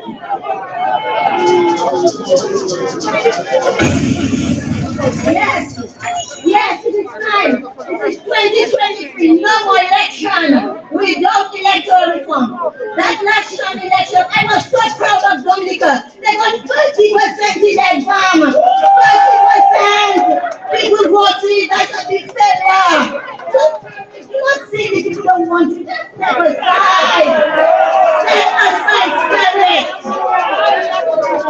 Anyway, after I'm done here, that poem is for you to turn in a calypso. So let's get it and then I end. Reform, we're bound to get it. We need reform.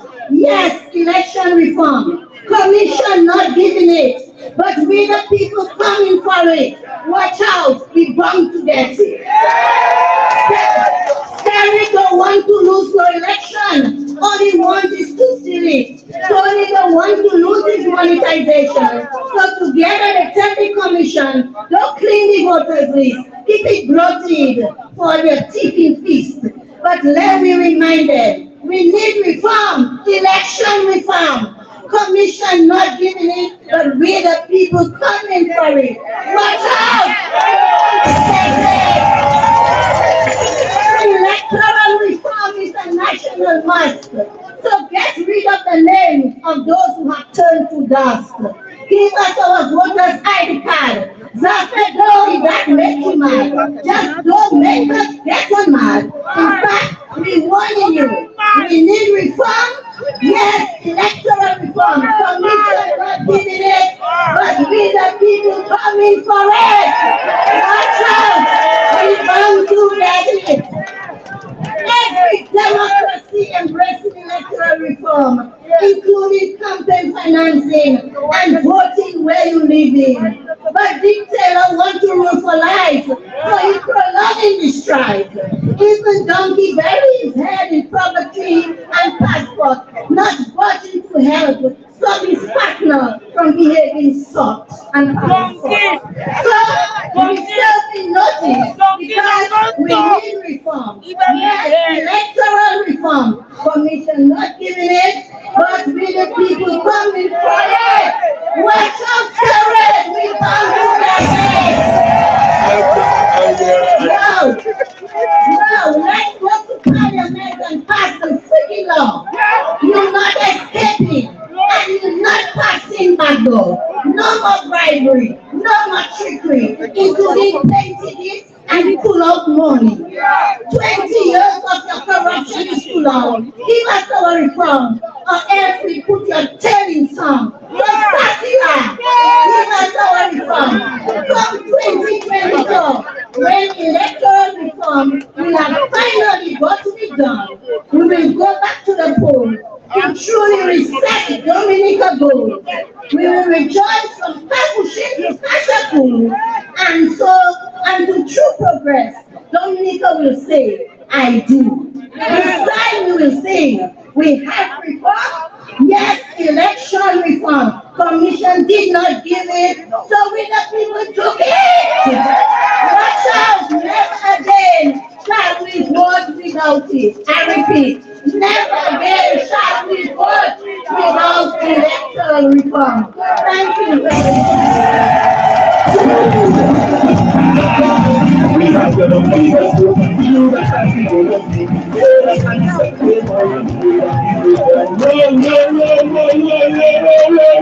no.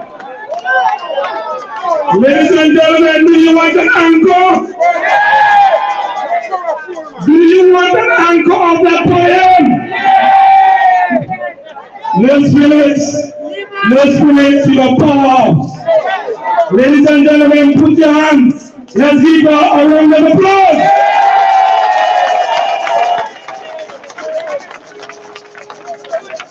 Spirit, watch out. We are coming for it. That is what Nurse Felix said. Ladies and gentlemen, that is the power of the people. Tell Spirit and go. We are coming for it. Nurse Felix, I want to thank you on behalf of all of us here. And the many viewing on social media. They enjoyed tremendously your presentation this afternoon. So once again, let's give it a round of applause, ladies and gentlemen, for our solid nurse in the house, Nurse Felix.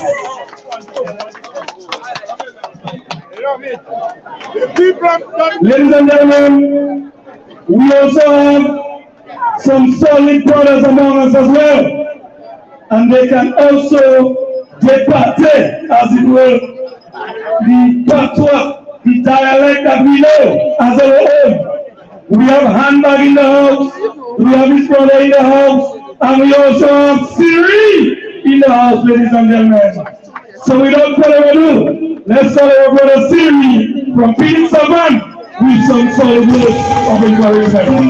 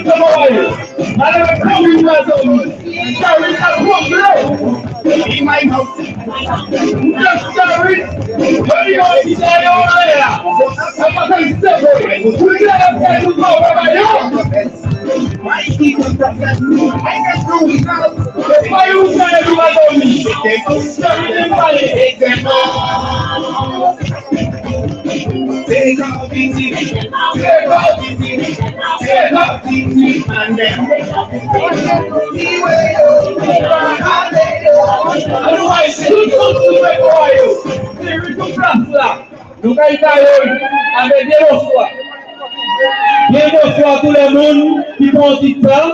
À ça qu'un horizon à essayer à cacher parce que vous savez, les enfants sont quand ils ont gouvernement et sécurité pas aussi au vini là. Donc pas me lever. Sécurité même pas rien. Sécurité même de vous là pas rien. C'est la japé il y a d'après uniforme. Donc sécurité pas rien. Et il va coûter, et mon sécurité coûter, malgré mon coûter pour sécurité. Avec réalité bonsoir pour mon coûter à la radio, à l'internet. Tous les invités, tout le monde qui prend du temps au travail, qui organise le travail, pour venir là. C'est bon! Alors, ils ont merci beaucoup. Et bien, comment on dit cette espérance-là? Message là, allez! Et bien, il y aura c'est pas oui! Et bien, c'est ça nous l'est. Parce que quand on sait que c'est une pas garder comme si on tombe pour une élection. Parce que nous ne passons pas mal, nous passons voter. Si on regarde les politiques qui vont voter là pour venir pour faire l'élection. C'est ça qui va passer. Rien qui va faire que nous pouvons y aller. Parce que ça nous va faire aller, c'est ça qui est là. Ça ne va pas aller pour ça, ça va essayer de faire quoi? Bon, ce n'est pas la vérité. Ce n'est pas la vérité. Dans mon identité. Pour nous comprendre bien, c'est lui qui l'a usé. C'est lui qui a tremblé, c'est lui qui a parlé. Ils savent que c'est lui qui vole parce qu'ils sont volés.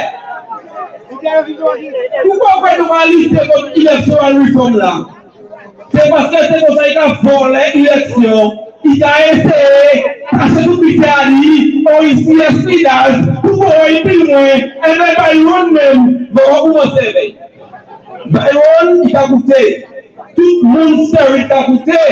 Byron a goûté. Byron n'a pas fait tout. Si lui commence à faire, l'angle n'a pas mis au. Mettez-vous bien. Par défense Scarry. Parce que Scarry, même ses trucs à voler, ses mouvements à voler, et bien tout le monde dominique savent ça. C'est là il fait là. C'est là il fait sous lui, il fait airport. Sous lui, il fait porte. Sous lui, il fait fournette. Have you wrong that for election reform? Who I pay airport, who I pay port, who I pay fournette.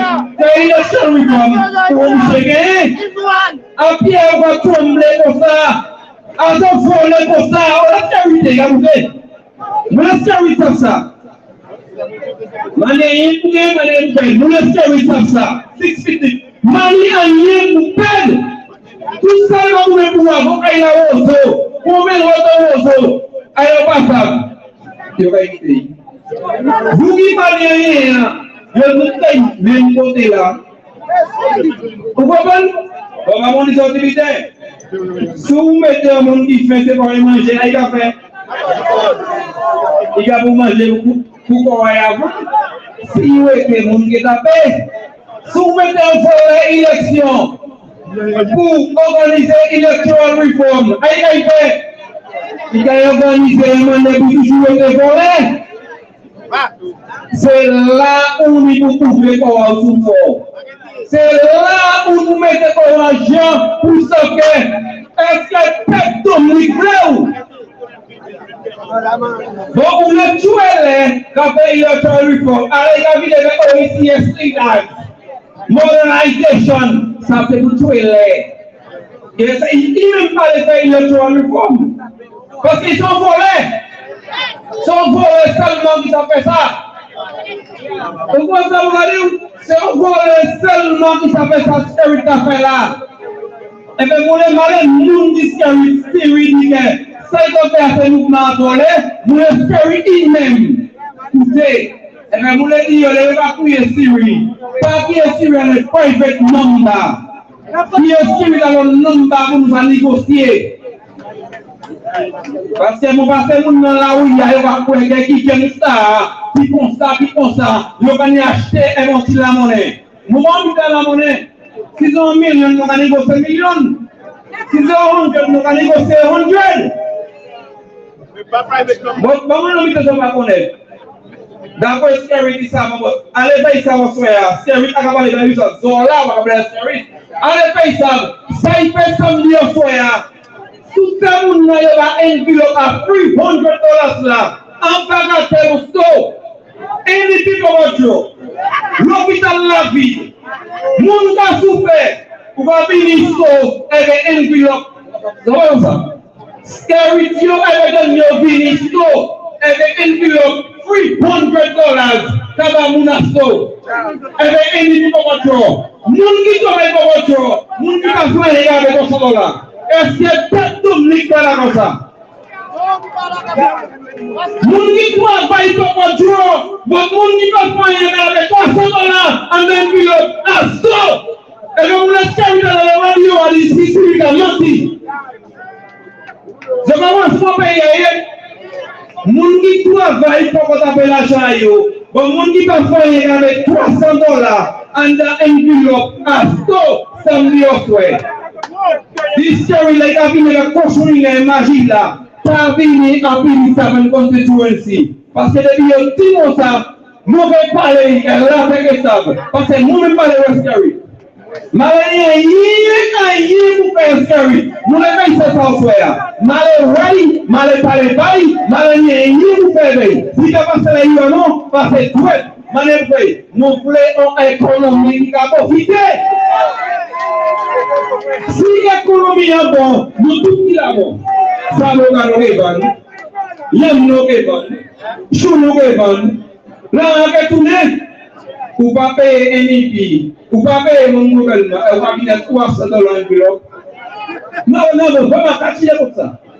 police connaît quand il est comme ça. Moun qui travaille pas dans l'argent, et moun qui va faire rien qu'à payer $1 million. Scary ka fait mon moun télé.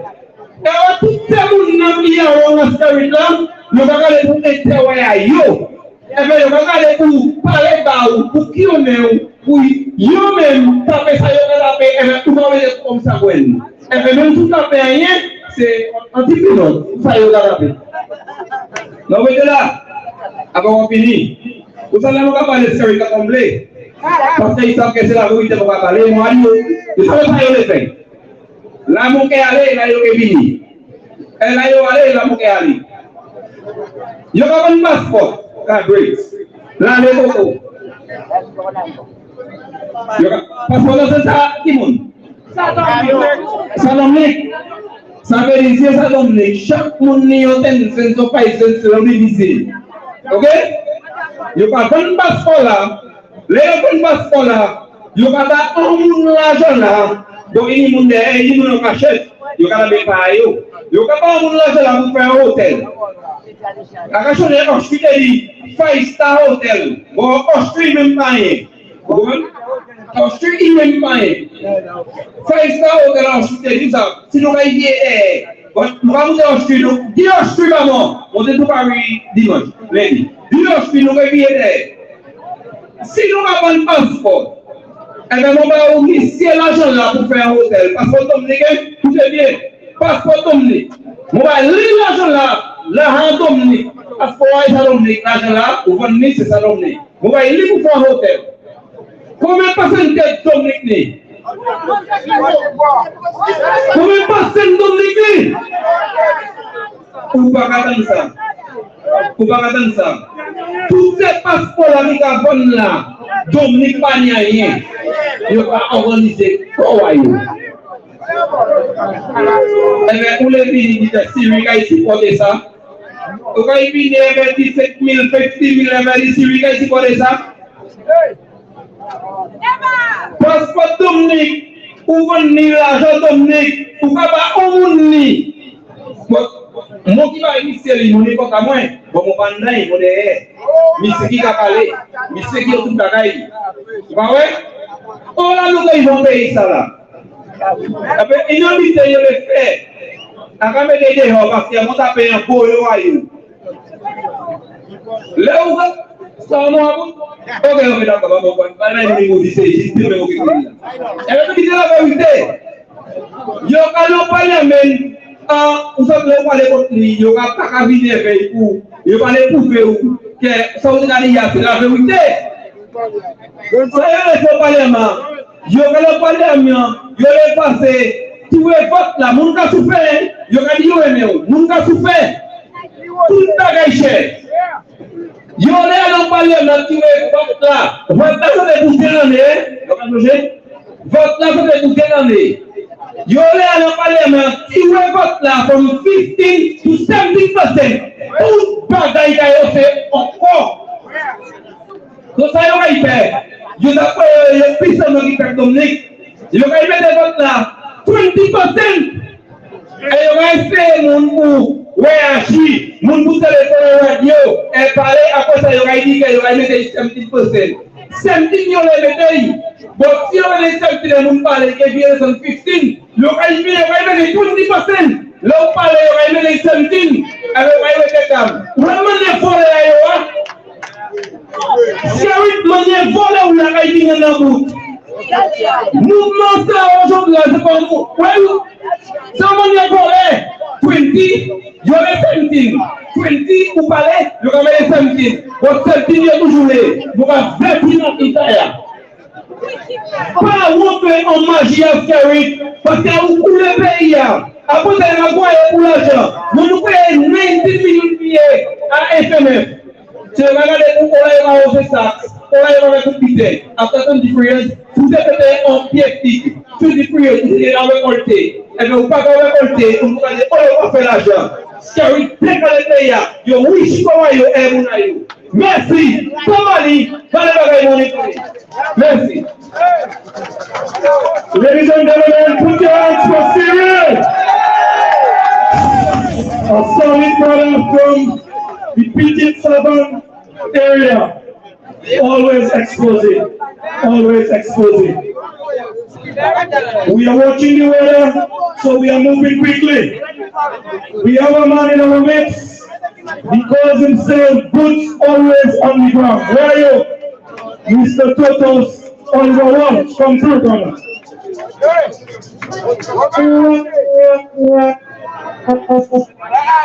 Good afternoon to my people of Dominica. I'm here today not to say too much, but to prove to you that the God that we serve, the God that brought us here today, keeping the courage and telling us that we shall prevail, is a true God. I am from an experience of 7 days in the ICU. Amen, my brother. Praise the Lord. I went into a heart surgery, and I'm here because God wants me to be with you. I said in the past, the only way that we can get rid of Roosevelt, Skerritt, and his government is for our people to put their boots on the ground. I compliment each and every one of you here today, putting your boots on the ground. And I want to ask you to join me to say a simple prayer, and we'll move forward. Our Father, who art in heaven, hallowed be thy name. Thy kingdom come, thy will be done on earth as it is in heaven.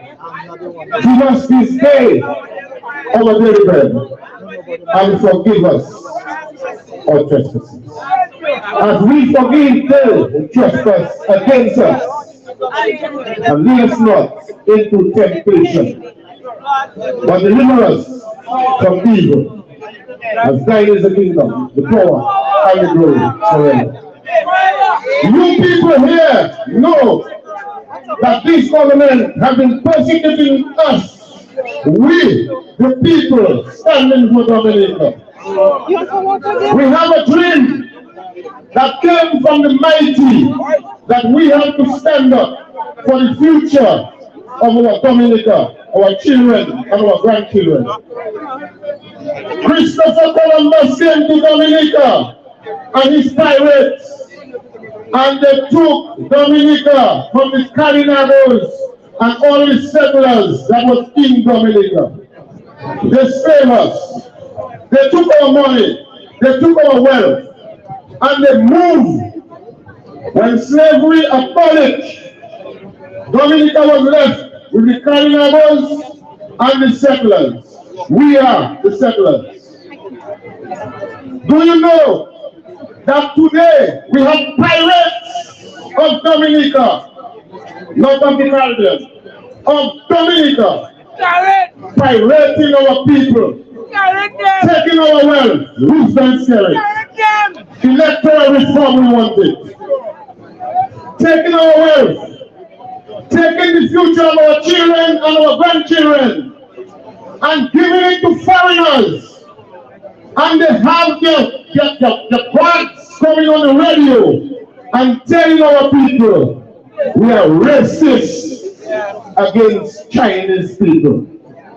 This town, I was brought up in Portersville, Goodwill, and Roseau. That's my zone in my backyard. And this town was occupied by Dominicans and very few business people from overseas, like the Astafans and the Nasif, that come to live on the wealth of our people. Our people grow to know that most of the properties in Roseau was belonging to our people. This government, under this government, not the United Workers' Party, not the Freedom Party, this Labour Party, not Patrick John Labour Party, not Edward Leitland Labour Party, not Frank Barron Labour Party, Skerritt Labour Party, come to Dominica and make our people poor. And by that, he's using our people in order to keep us poor. so there will be no future for our children and our grandchildren. We want one man, one vote. We want electoral reform so that only dead people that is on the list and only people that they're bringing in to vote 3 and 4 times on us to stop. God is giving us the power to stand where we are today. I want to thank the organizers. I want to thank all the people that feel we still have a battle to fight and we still have energy to win that fight. So we the people out there is not Freedom Party, it's not Labour Party, it's not United Workers Party. We are Dominican people. We need to stand firm. We need to walk the streets. I am charged for walking the streets of Rosewood. That's why I was brought up as a boy. And more than me, there's about 10 of us charged in order that you, the people, will be scared to come out today. I want to tell you, be strong, be positive. Electoral reform, we must get it. We're going for it.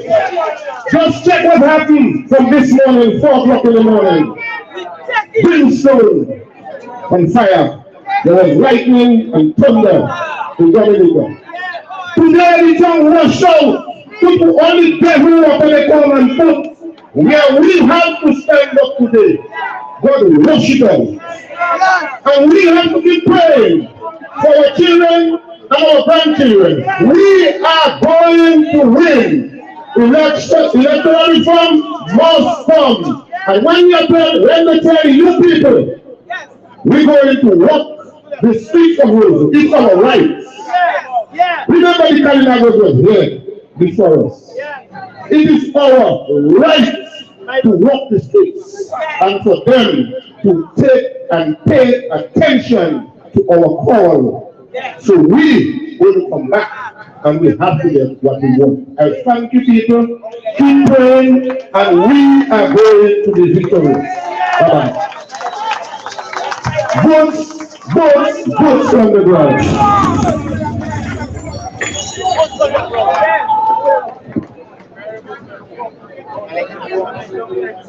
Mr. Boots on the ground, thank you very much. Dominicans, are you there? Are you guys enjoying yourselves so far?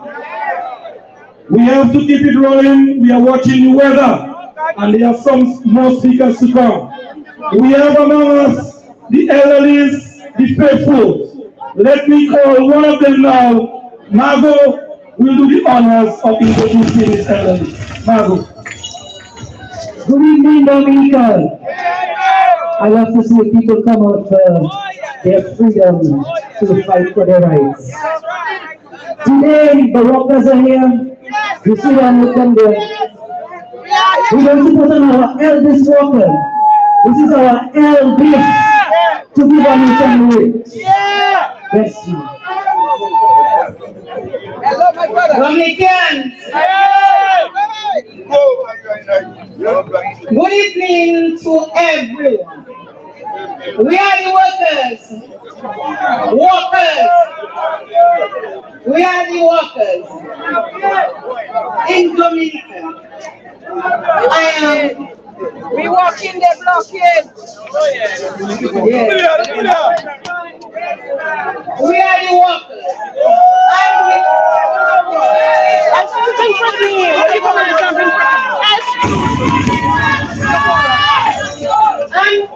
And we're tired of walking.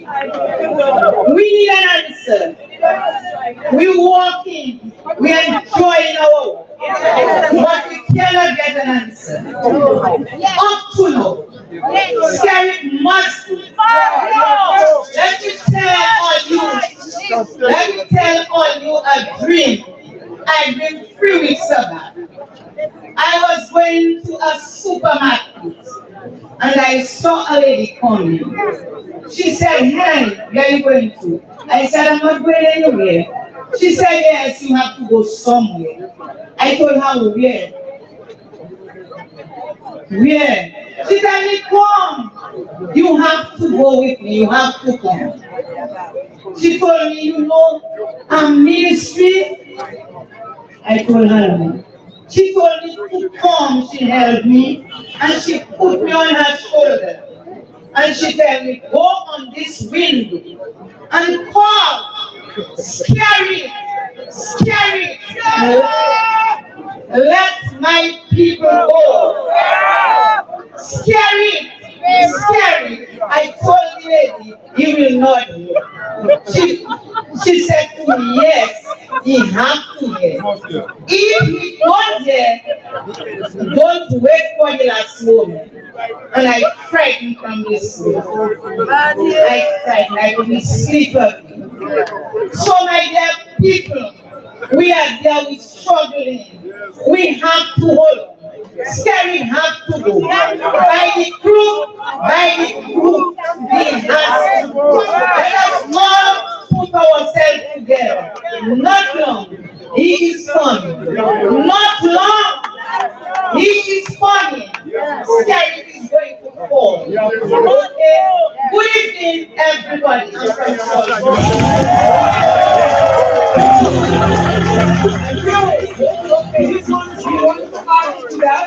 Very shortly. These are the workers that have been working for 62 weeks. So we started in May last year. And when we work every Wednesday, there are some persons that say to us, if we don't have any work to do, this is our job. We are fighting for Dominica. We are standing for our children. We are standing for our children's children. We work with no fear and we continue to work because we know the end of time with this regime. Soon they will go. We have to.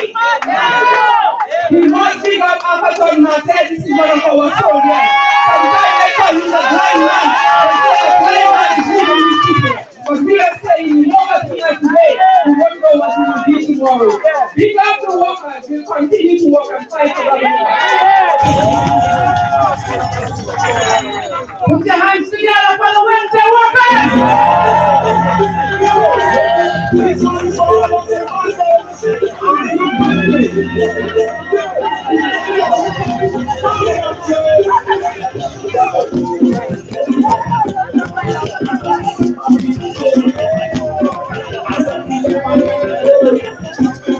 Ladies and gentlemen,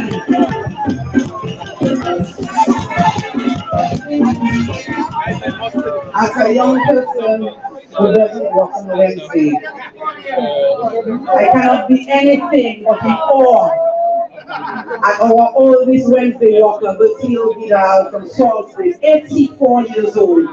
Come on and put your hands together for this lady. She is trying to save Dominica for us. Papa, when you're ready, young people that's struggling. Bertino Vidal, like the elderly among us on their way out, and we sit down there in the comfort of our home at the back of those gadgets and we refuse to work for our freedom. Magic horse. Magic horse. Look at them work for us. Look at them stand for Dominica. Your Dominica, young people. I see the NEP workers when I traverse. Ipanize pukute, se stonyo gabute, coupe. It don't have grass. It's been very dry. There is no grass to cut. But you see them with their fibers and stone going back on with stream. Is this what we have reduced our young people to, brothers and sisters? Young people, is this what you have allowed yourself to be reduced to? Because the problem is not the Prime Minister. The problem is not the Commission. The problem is not the Dominica Labour Party. The problem is that enough of us have not stood up against this. United we stand. Divided we will fall.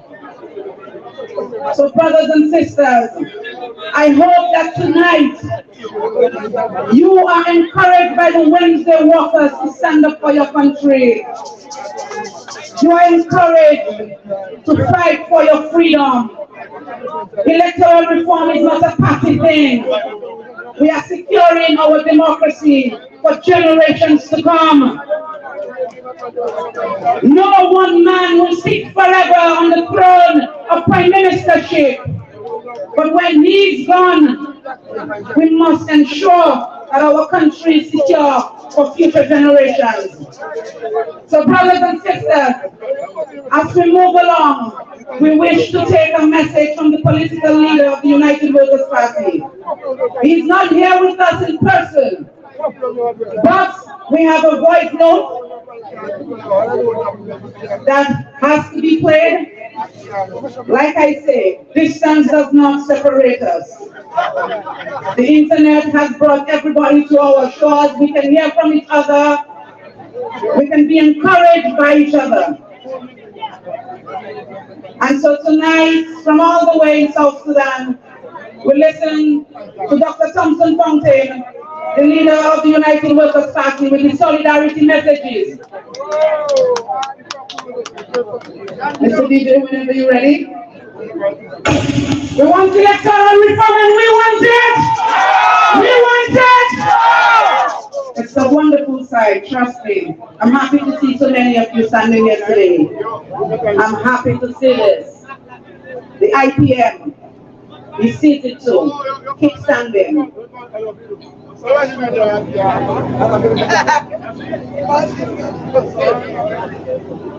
We're waiting, we're waiting.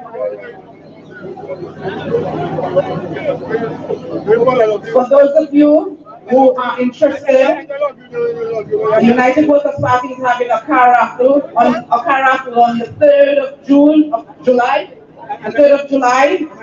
And so if you want to purchase a ticket, there are persons backstage who are selling tickets.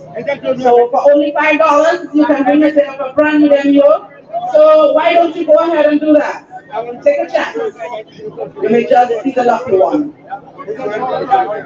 We're waiting. Like you know, sometimes technology fails us. But while we wait, brothers and sisters, I want to remind us of a message that was forwarded from Anthony Ascapant to Roosevelt Skerrit, and he had copied Alice Lawrence and Happy Henry. And that letter is dated Thursday, March 27, 2008. It says, brother, please do not drift too far. Tried calling you again today and just cannot get through. I spoke to Kondwani this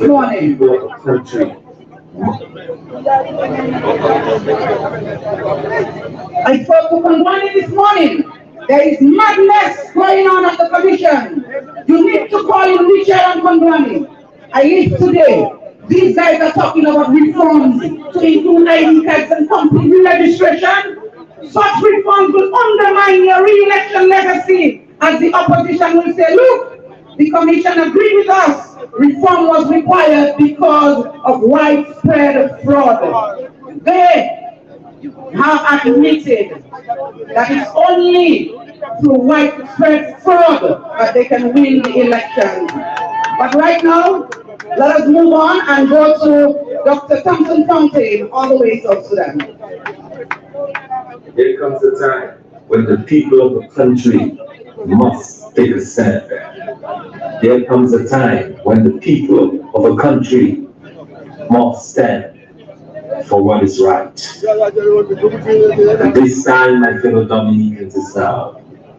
Now is the time for us to stand up and demand what is rightfully ours. We are talking about a system that is just, that is fair, and that is right.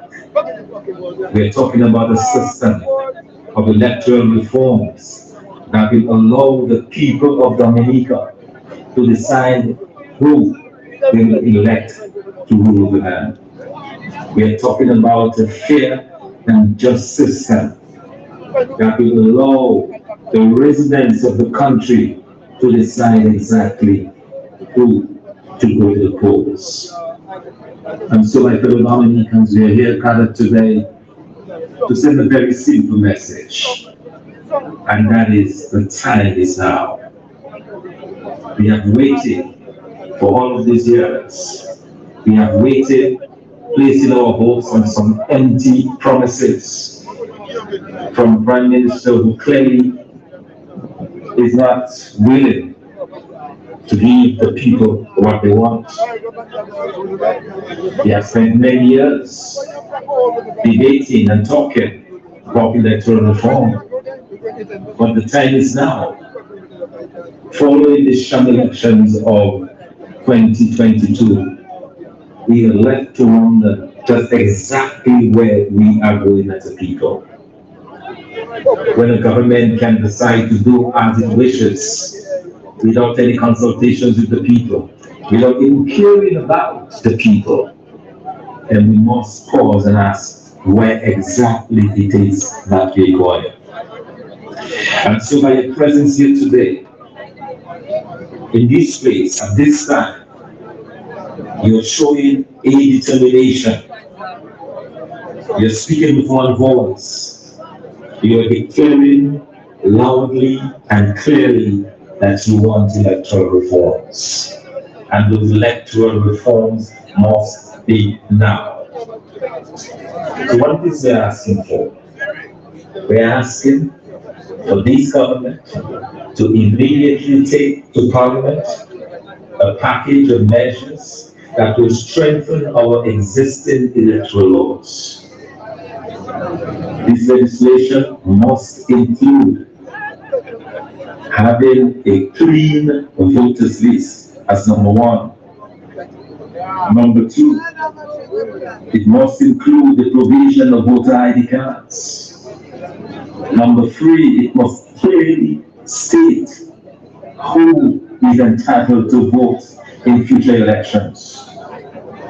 And number four, it must deal with the issue of campaign finance reform.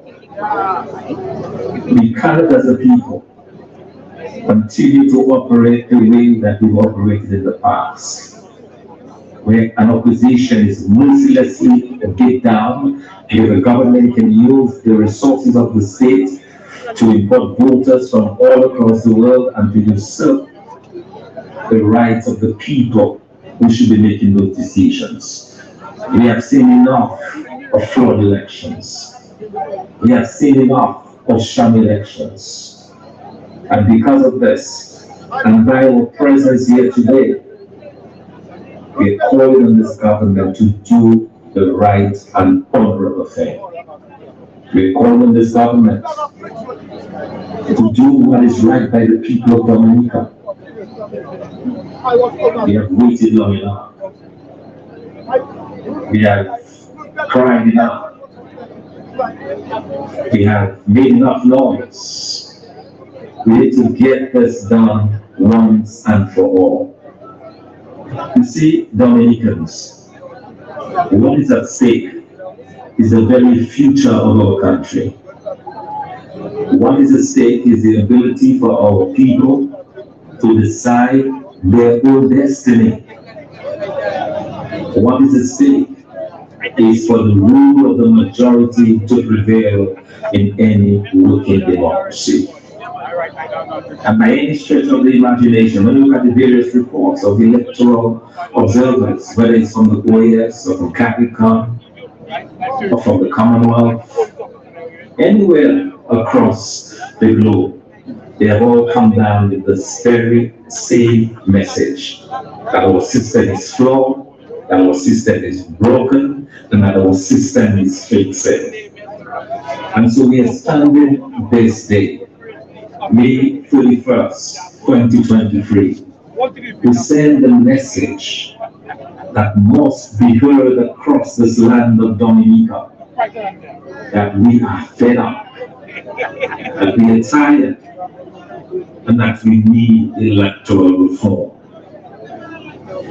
And so, my fellow Dominicans, I don't want you to consider this as the end, but the beginning. I don't want to think of this as a one-day event, but as an event that is setting the stage for what is to come. And what is to come What is to come is to maintain the pressure on this government through peaceful means. What is to be done is to continue to agitate for our rights as Dominicans. And what is to be done is to stand firm. So we shall not be moved. We ain't going anywhere. We are not stopping. We are not holding back in our demands for electoral reform. Nor will we be quiet until and unless we have the electoral reform. So the people of Dominica, for those of you who have made the sacrifice to be here today, hold strong. For those of you who come from the far reaches of Dominica, from Capuchin, Scottsdale, Salisbury, Grand Fort, Bunchen, Castlebrooks, Calamita Territory, Portsmouth, all across this beautiful land of ours, to be in this place at this time to send this message to the government. We shall not relent. We will continue to demand for electoral reform. Because at the end of the day, we're doing this for a better Dominica. At the end of the day, we're doing this for a Dominica where every young person will get a fair shot at life. Every young person will have a fair chance of making it in today's Dominica. We are talking about setting the foundation for good governance that will allow us to put in place a government that will look after the interests of the people and not after its own interests. We're talking about a situation where we'll have a government that is chosen by the people, care for the people. A government who will work in the best interests of the people.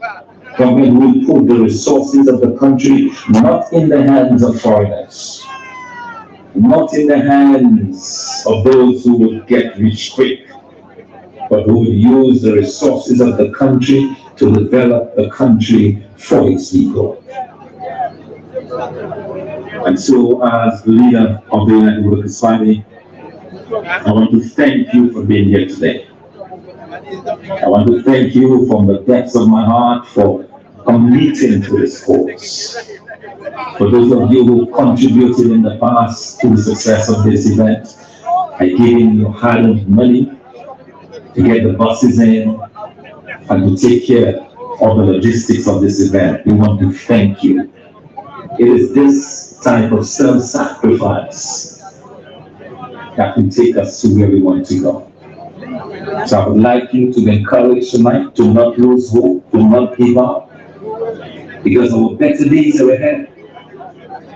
We must go through this. We must go through the pain and the suffering and everything that goes with it. We have to go through so that a better day can be ushered in. So I want to thank you, all of you, for being here. It got me glad today to think of the huge crowd that is gathered here today, the people who are listening online, and for all of Dominica. After all, this is about us as a people. This is about Dominica. This is about Dominica. This is about Dominicans standing firm, standing strong, and demanding what is rightfully ours. And so, Dominica, we believe that electoral reform will come. We believe that if we do not get it, we will have to take it. But more importantly, we believe that the day will come when we will be able, as a people, to elect a government of your choice and of your choosing, and a government that will do right by the people of Dominica. I pray that God will bless and keep you, and may God continue to bless our beautiful Dominica.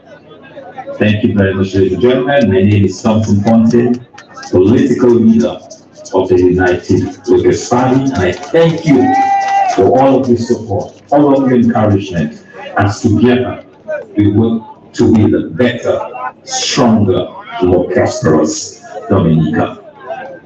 Good night. Put your hands together for the leader of the United Workers' Party, Dr. Thompson Fountain. Mr. DJ.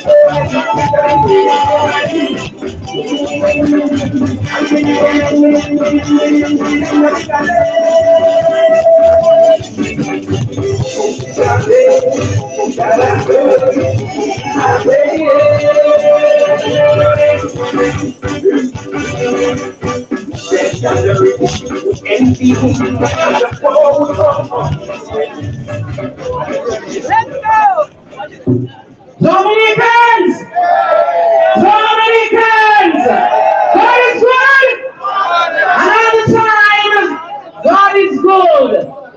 Why are we here? Why are we here? Electoral reform. We want it and we want it. We want it and we want it. We want it now. Brothers and sisters, I know that the weather is starting to show its pretty face. We thank God for the showers of blessing because it has been very dry. But the program must continue. And I know that you are here just to listen to us and to hear how we move forward as a nation to rescue our Dominica. With that said, I would like to call to the podium our sister in the struggle. She hails from the Castle Bruce constituency. Brothers and sisters, Shake Your Pampalam would not have won the election had it not been for the fraudulent and flawed system, electoral system that we currently have.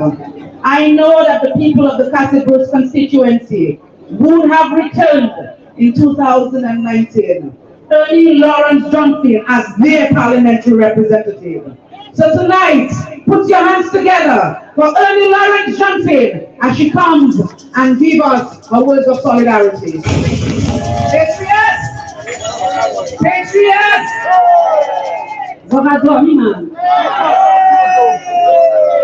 Good evening, everyone. They're here tonight for the cause.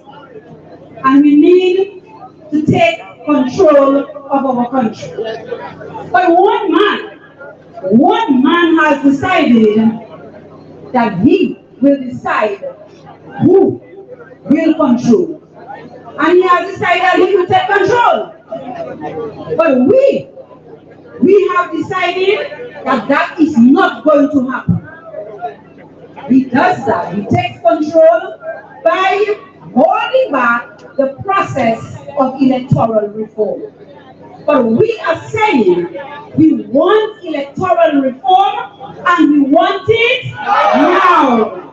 We want it now. Nothing is going to stop us from getting our electoral reform. Because that is the only thing that is going to set us free in this country. So I call on all the nurses, all the teachers, all the police officers. As a matter of fact, I call on all public officers, truck drivers, bus drivers, backhoe drivers, NEP workers, every single Dominican. I call on you tonight and I ask you to join us as we fight to take back our country. Dominica, we have decided that Skerrit and his regime, we don't want them anymore to control us. We do not want them to take control of the affairs of our country. We want it. And how can we get it? By electoral reform. Because they know they have a lot to lose. That is why he is holding back the process. But he better lose it. He will lose it. Because if he does not want to give it to us, what are we going to do? We are going to take it. Because in any other country, a government that allows its people or has put a bill of $64,000 a month on the backs of its people would be no more. In any other country, a government that allows its young people to live in droves because no jobs are provided for them. Yet, over $200 million leave the country because foreigners alone are getting jobs. These people come, they come with their equipment, they come with their everything, their laborers and everything, and they go back with all our money, while our young people have to live in droves. Where do they go? They go to Antigua, they go to St. Lucia, they go to St. Martin. If jobs are provided in a country, our young people will remain. In any other country, a government that has provided no markets for its farmers would be no more. Why do we allow it to happen here? Well, according to our brother Blessing, what is the size of the straw that is going to break the camel's back? We are saying tonight, we are ready and we have made up our minds. We are not going to just come here tonight, you know. We are not just going to come here tonight, talk and go back home, you know. We have to decide what we are doing. We have to decide what is going to happen next. Where is the energy we had in 1979? 1977, sorry. Where is that energy? I remember every day I was in Parish Hall, you know. Every day I was in Parish Hall, and that is where I was reporting to work. We have to decide what we are doing. Enough is enough, Dominicans. Enough is enough. Our Haitian brothers and sisters, we are calling on you as well, because you are suffering. Souffrez avec gouvernement Salah. Gouvernement Salah a abusé ça. Gouvernement Salah a fait ça payer l'argent de panique. Trop l'argent de payer. Et les autres qui ont abusé. Nous avons pris les autres Haitians pour joindre nous. Parce que surtout, sort de là aussi. Pour joindre nous. Parce que les gouvernements pour savoir mais Dominique. Surtout, I benefit from it. So we are calling on all the nations to join you parler nous par vous-même pour tirer Dominique en mise ça hier. I call also calling the NEP workers. The NEP workers, most of you live in the apartments, and all of the apartments are problems. Cheap building. And these apartments are sorry case. These apartments are problems. They are leaking, you are bombarded with the smell of sewage, and you are just in problems in that apartment. But on the other hand, these apartments do not belong to you. They do not belong to you. You need to stand up so you can have your titles, your strata titles for these apartments. So join us, NEP workers. All of you join us, because you got a little raise, but still yet you are suffering. You too are suffering, and we need you to be with us. So I call on all Dominicans tonight. Join us as we fight for electoral reform. Join us as we fight to take back our country. Join us as we decide we do not want ruthless characters to govern us anymore. So enough is enough. We want electoral reform, and we want it now. We want electoral reform, and we want it now. So let us stand up, let us continue the fight, don't give up, let us be hopeful, let us continue the struggle, and let us continue the fight. Brothers and sisters, I will not be long because there are many other speakers and the weather is bad. I am reminding us, don't back down. Don't back down because we need our reform, and as Ms. Rosie said, we are coming for it. We are coming for a reform. So when we decide going for it, all of us from hell or high water, all of us going for it. Thank you very much. Thank you so much, Speaker Ernie. Put your hands together for Speaker Ernie. Come on, people. I know the weather is beginning to open its eyes. But I thank all of you for coming out tonight. It's a lovely evening to come together and stand for country. It is a lovely evening to come together and stand for country. Let me hear you, Russell! Russell North, Russell Valley, Russell Central, Russell South! You in the house! All right, brothers and sisters, once we move right along with our program, we would like to call an esteemed gentleman. You know him all too well, and you have heard him speak on the issue of electoral reform. It gives me great pleasure to bring to the microphone our brother, Mr. Johnson Basso. Basso!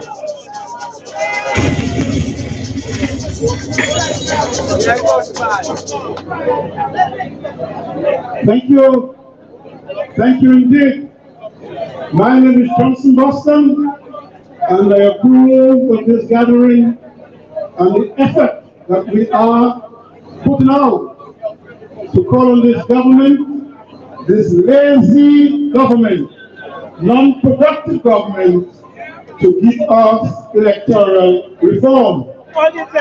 Brothers and sisters, when they heard we came together to plan this rally and to bring you out, they, brothers and sisters, got malvaxed. They were afraid. They went on radio and trying to instigate problems in our country. You want to joke to laugh? I heard the Prime Minister saying on news this morning that when the opposition have meetings, then the hotels cannot get guests. The vendors cannot sell. You believe yourself this morning. The Labour Party is in government for 23 years, and Roosevelt served as Prime Minister for about 19 years. And if the hotels don't have guests and vendors cannot sell, who do you blame? Roosevelt's carrot and the lazy Labour Party. Or we could say his lazy cabinet, brothers and sisters. They are afraid and afraid of rats. When Dominicans come together, no party, no politician can form the fool with Dominicans. When we stand together, we can move mountains.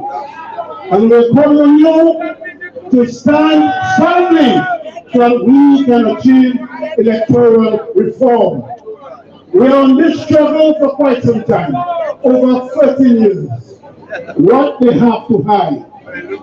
The reason why they are afraid to give reform is because there is some cocoa going on in our electoral process. And the only people who can remove that cocoa not Dennis Byron, not Roosevelt's carrot, is the people of Dominica.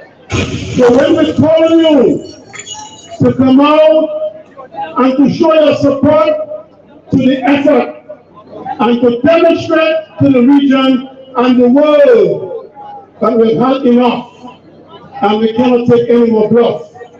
And therefore, if Roosevelt's carrot is afraid to provide the resources, not you, all they have to do is to provide the financial resources for the commission to do its work. And then the minister responsible will work with the commission and to take the legislative matters before Parliament. That's all they have to do. And because they are government, you don't get all the courtesy. But if they malcasse and they have no class, and everything for them is politics and direct politics, then obviously you have to ignore them. And you have to tell ourselves, enough is enough. And sometimes we say we talk too much. We say we talk too much. But do you know, if we had leaders in the opposition who were violent people, Dominica would be in chaos, in serious chaos. The government is more instigating confusion in this country than anything else. Workers working, they're blocking places. People at the bedfront making a daily bread, they're harassing them, brothers and sisters. The UWP plan a meeting, they're harassing them. The coalition group plan a meeting, and they're harassing. Brothers and sisters, we have enough of these people, and we are saying that electoral reform is a must in this country. There are a number of issues to talk about. You heard our speaker said, in terms of jobs, they call you all for votes, they give you packages for votes, but when it comes for jobs, Upa and Sarah, they bring foreigners and give it to them, brothers and sisters. Remember they had some campers about massacre, Dominica Strong, and they had some vary when they came in, moving around the place. They voltage, and they said they're doing airport, and they brought other trucks and other equipment, they said, brothers and sisters. And then they take the land from the people in the Wesley area.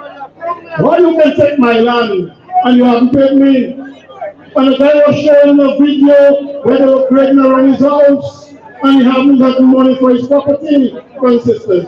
Wherever you heard that in the world, if you're building an airport, the people you have to move and the land you have to acquire, that must be part of the budget. But you don't tell me to build airport. Is that you bring a big set in your house and your house leaking. You bring a big flat screen TV and your galvanized start. That's what we're saying in our country, brothers and sisters. And we are the people who elected them. And we have to get them out, brothers and sisters. And this effort tonight should not stop. We are going to the length and breadth of this country. And we are saying electoral reform must come. And it must come speedily. And Rooster Scarrett and his gang have no place in electoral reform. They want to hijack it, brothers and sisters, because there is something there that is helping them to stay in government. Something there. You send your children to school so they can learn and they can contribute to the growth of our country. I heard some of them saying, if not scary, who else? Since when? Since when in this country, if not scary, who else? After scary, we have government. After scary, we will still have government. And after 23 years in government, our country, brothers and sisters, we have us to say we are last in everything. Us to say we are last in everything. St. Kitts left us behind. St. Lucia left us behind. St. Vincent left us behind.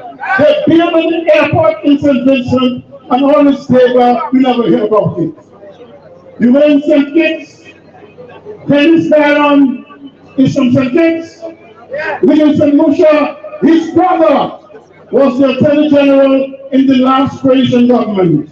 And they have reform, they enjoy reform, and when they were working on reform, the Governor General took it over, because that is his role, brothers and sisters, to ensure that there are no partisan control in the whole exercise of reform.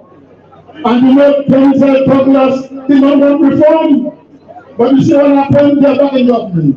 So the reform is not for the UWP, the reform is not for the Freedom Party, the reform is not for the Labour Party, the reform is for the people of Dominica. Get that right into your head. Let them get that into their head and tell them put it in their pipe and smoke it, brothers and sisters. And this is why we must take charge of reform. This is why we should not allow Dennis Byron and Roosevelt Skelly in the little coconut pack game playing business. Too much game playing. We have the CCM, the UWP, the Freedom Party, a group of churches and unions coming together to discuss reform. He then brought in CARICOM, OS, and the Commonwealth. And when they presented the report, the lazy Attorney General, the worst in Dominica, and the worst in the region, Levi Peters, is that annoying? He came on radio and read something and said it is too expensive and it is too late, it will interfere in the election. After the 2019 election, Roosevelt said one of the most vexing issue on the island is electoral reform, and he would hire Dennis Byron to work on it.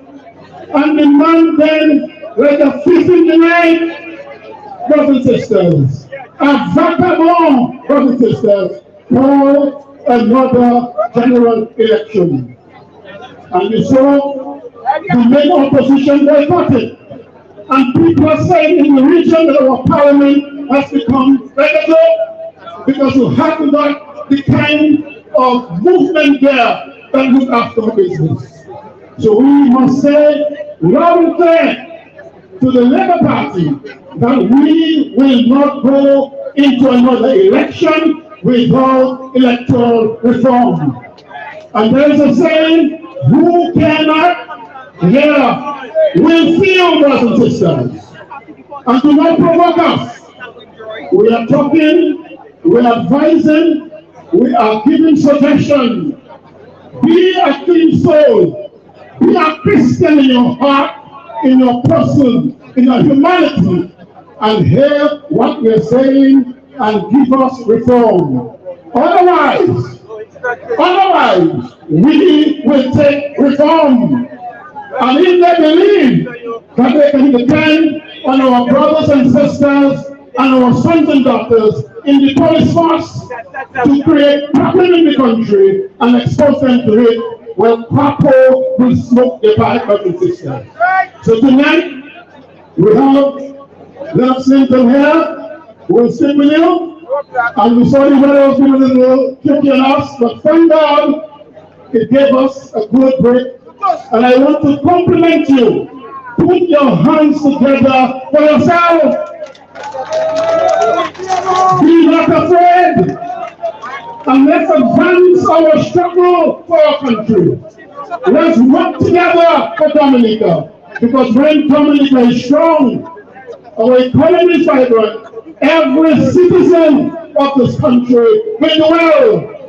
And that is what we want. Both of us in the coalition, both of us in the opposition are better Dominica. Because many of us here could be in cabinet too. Many of us here is going to decide, you know something, I'm going to scary trouble and go in cabinet. But we say no. You know when Scary told me, Bossa Boy, I would like you to be a secretary boss. I say, you know something, I am sleeping well in my bed. I have no mission in my heart for nobody. What is in my heart is justice and peace. And you see this thing they have, Leonard Clinton, Edison James, and Thompson Trump and the rest in the court. we must say, brothers and sisters, that in itself is an abuse of justice. And we can't be Christian in church praying and singing and saying this injustice taking place and just say it's okay. We have to say, no, it is not okay. Because we're paying thousands of dollars to a three-level lawyer to come here and try to prosecute our people who are standing for our people. So whether you're labor right, whether you're freedom right, you're the right or no right at all, justice must prevail, and we must stand for justice in this country. I want to say before then, Roosevelt get out of the electoral reform business. As Prime Minister, provide the resources. Don't store General Commission. Do your work. That is it. Thank you and good evening.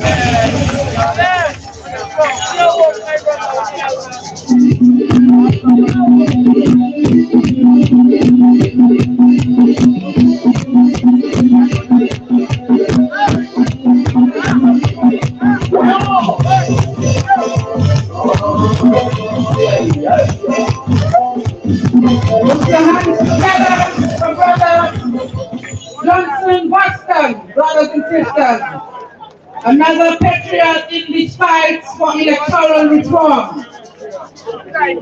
Electoral reform, like he said, is not for any political party.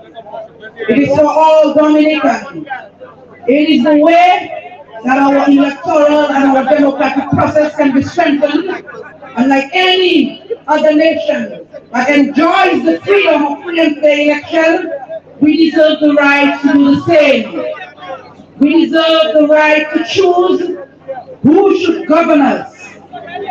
And one man should not have the monopoly on winning elections and choosing for we the people. So we the people, we will continue to stand. We will not relent, we will not back down, because we want electoral reform. Our brothers and sisters in the Caribbean and in the OECS are looking on. They are looking on while Dominica continues to have a government in place who does not care for the people. And yet our people will not stand. We do not stand often enough. Tonight I am so proud of all of you who have decided to take a stand for Dominica. Put your hands together for yourselves. Encourage yourselves, Dominicans. You have nothing left to lose, so encourage yourselves. We have lost more than enough. We have lost our agricultural sector. One thing that they seem to do is front us on the coffin. The vendors are crying, the farmers are crying, the fisher folks are crying, hoteliers are crying, private sector crying. Our young people are crying, relegated to NEP. Boy, Dominicans, stand up for your country. Tonight, it gives me great pleasure to welcome to the mic someone who has more than stood for country. A son of the soil who has been ostracized and victimized like none other. He has stood for Dominica. He has stood by Dominica. He has been punished for Dominica.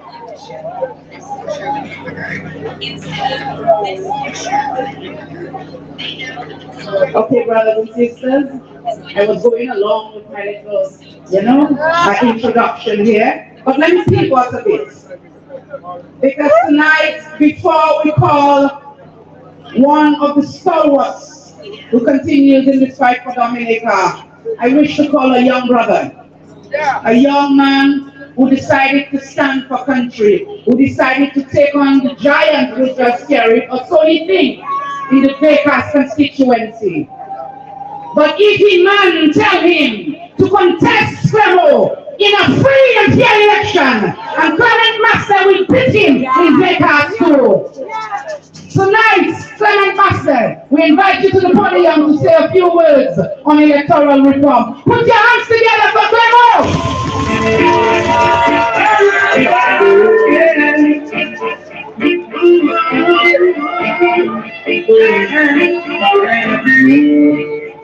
Good night, Dominica. Good night, Dominica. Oh, all right. So the one more time, it's not raining, so I don't want a full response. Good night, Dominica. And how are you doing? How are you doing? You doing all right? Well, that's good. Well, I'm not doing all right. I have a growing concern.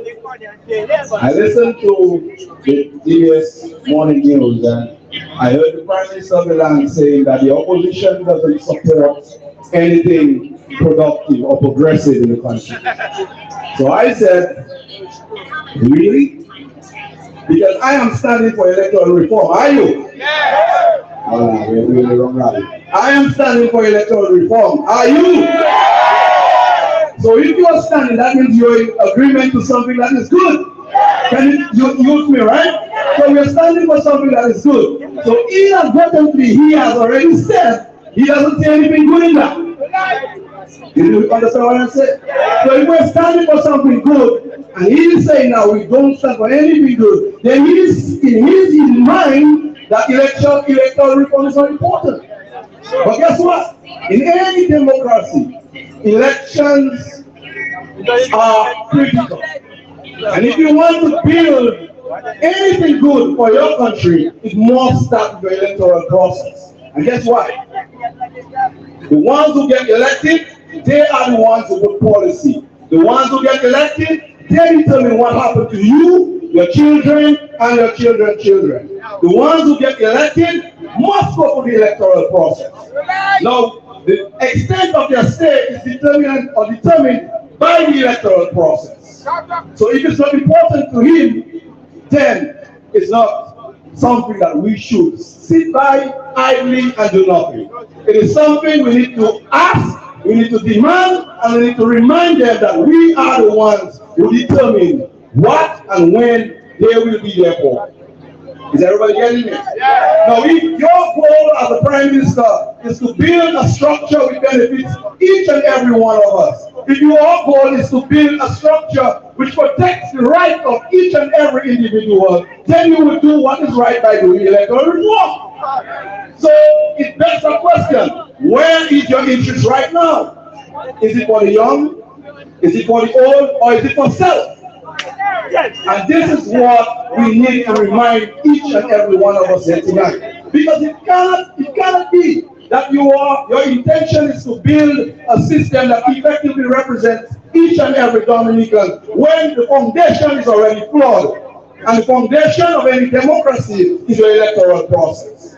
And if you refuse to fix that foundation, or in building, they say if you refuse to underpin that foundation, a foundation that may be weak, a foundation that may be lacking, a foundation that may have gone through the passage of time, and you do not strengthen that foundation, no matter what you put on it, it will fall down.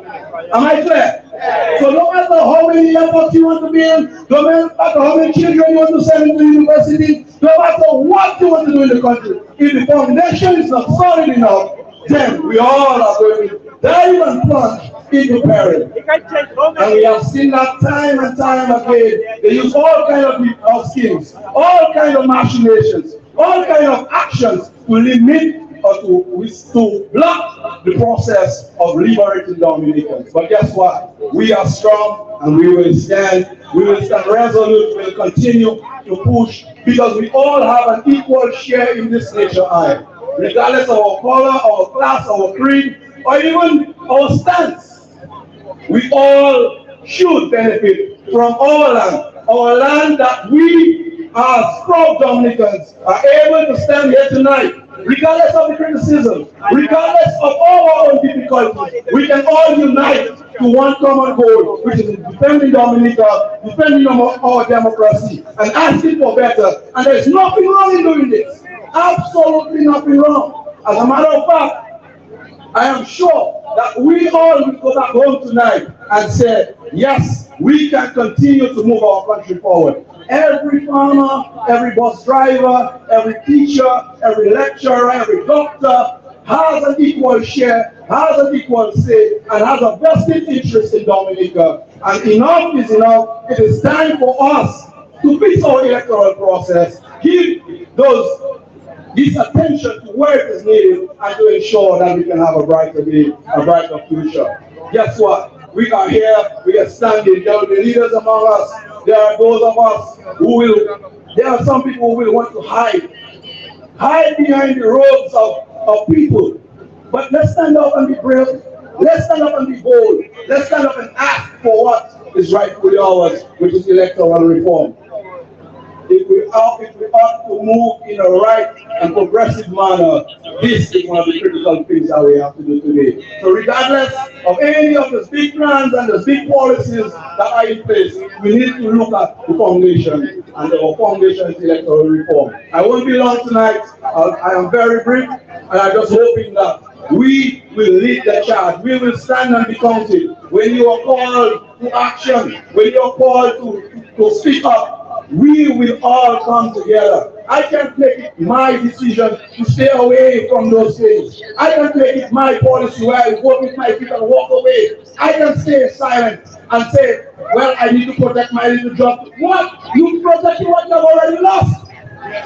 So we all need to be bold. We all need to stand up as the true Dominicans, stand as our towering mountains and say, we can all do it together. We will find a way, because where there is a will, there must be a way. I want to say good night, and I thank you for coming out, and we'll continue with that fight. We'll continue to push our country. We'll continue to be of service to you, and we will continue to ask for better for those who even move among us, those who can't speak, and those who are so saddled with all the gains of the country, and they cannot do nothing much, because guess what? They themselves are suffering for the lack of electoral reform. Good night, and God bless you.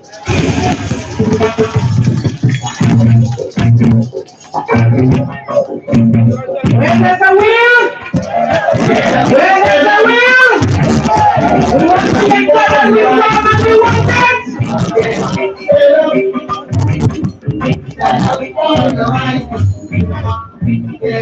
Stand up for your right, Dominica. Stand up for your right. Stand up. Don't give up the fight. Reach out and stand in. Heaven is on the earth. Ladies and gentlemen, let me break some news to you guys. Not my breaking music. I just watched my telephone, and because of social media, the world is viewing what is happening here tonight. And I just got confirmation from one of my international contacts. Say, Lofty, you guys are doing very well in Dominica. Keep it going. And that is internationally, ladies and gentlemen. In Antigua and Barbuda, my brother is telling me, Lofty, I am locked. And keep what you guys doing for free and fair elections in Dominica. We in Antigua and Barbuda, we are with you guys in spirit. In St. Lucia, my journalist buddy said, Lofty, I need an entire recording of tonight's event. And in St. Kitts and Nevis, my loyal partner, he said, Lofty, I love what I'm seeing. Tell your folks in Dominica, we in St. Kitts and Nevis are with you guys in spirit. So ladies and gentlemen, we are not alone. So let us keep the fight going for all the rest of the region. They are already enjoying what we are fighting for. Thank you. The world is listening, and the world is rooting for us. And so tonight, we want the world to hear that we are serious about reforming our elections and resetting our country. When I say EPP, I want to hear hooray. When I say EPP, I want to hear hooray. And I don't want nobody here to be quiet. EPP! EPP! EPP! Come on, we can do better than that. Come on, I want you to lose your voice on a hooray. You are ready? EPP! EPP!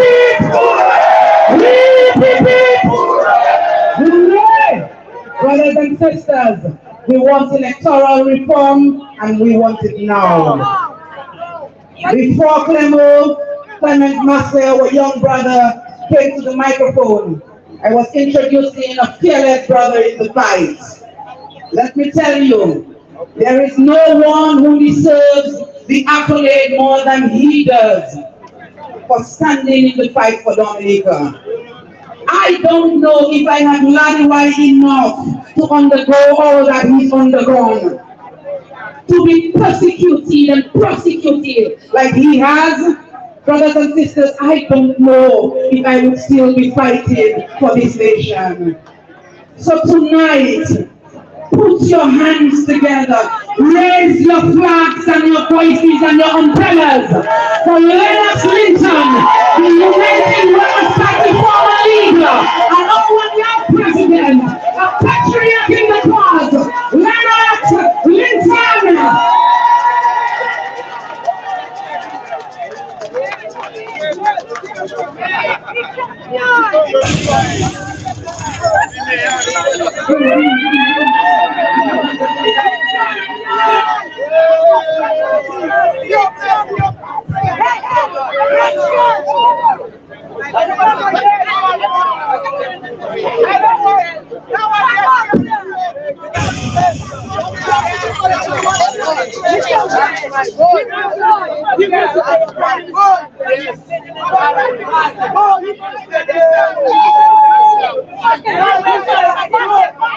Lord of the nations, thus to thee, our country we commend.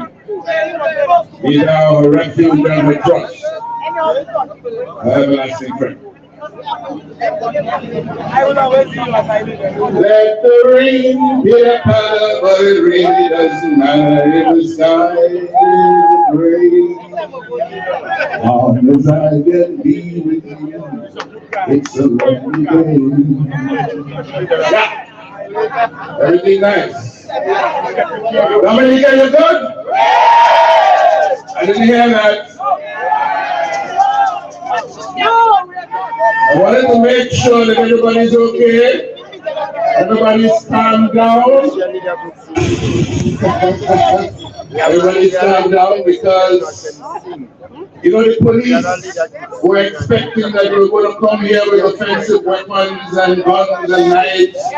And we were going to be using offensive language and insulting language. And we were going to be disrespecting people and we were going to have incendiary, inflammatory language on the platform. So they came in numbers. I'm sure they are disappointed. And I'm sure that there are RSS reinforcements.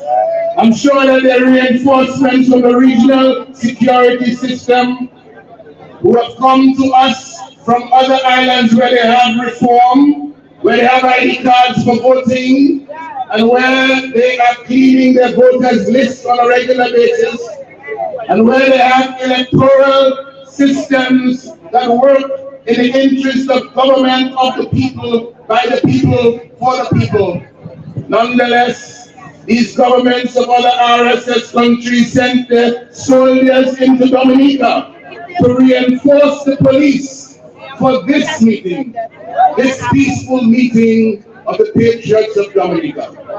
You will have noticed a drone being flown from the top of the financial center and hovering over this location between the bridges where we are assembled tonight. They took many pictures. I don't know what they were looking for. I hope they found it. They didn't have drone technology to find Kanisha Etienne, but they have drone technology to look after pictures attending a peaceful meeting in Dominica. But that is the Dominica that will become. That is Dominica we have become. The one that we the people are no longer in control of, and that is why I'm here with you tonight, regardless of all the prosecution and the persecution that people talk about. Because if I'd like to see one thing in my lifetime, I would like to see my country reclaim control of its destiny.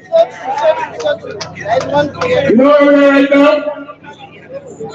Right now we are under the control of a man with 5 different names from another country. He has compromised the Prime Minister of the country. He has brought the government under his thumb. And he does what he wants with them, and he does what he wants with the resources of Dominica. He decides whether your money that comes from the sale of your passports can be spent on you, can be enjoyed by you. So let's go back. Let's go back. When Roosevelt came to office, there was a lot of talk about the agriculture sector. And it was decided by the Labour Party. They're going to do less of agriculture, and they're going to focus more on tourism. I am making this observation to drive home the point that this is not a government that is working in the interest of the people of Dominica. This is a gang that has hijacked government and is working for its foreign friends while Dominicans are suffering.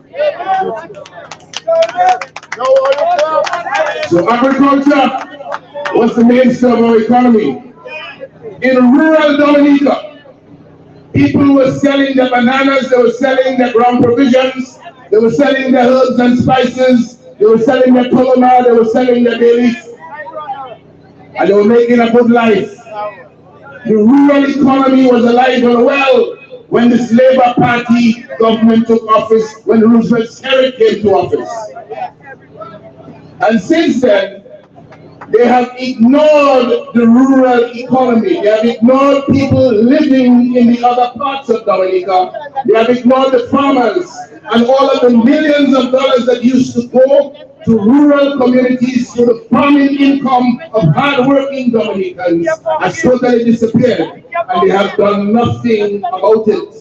They have said instead that the money belonging to Dominicans from the sale of Dominican passports must go to foreigners.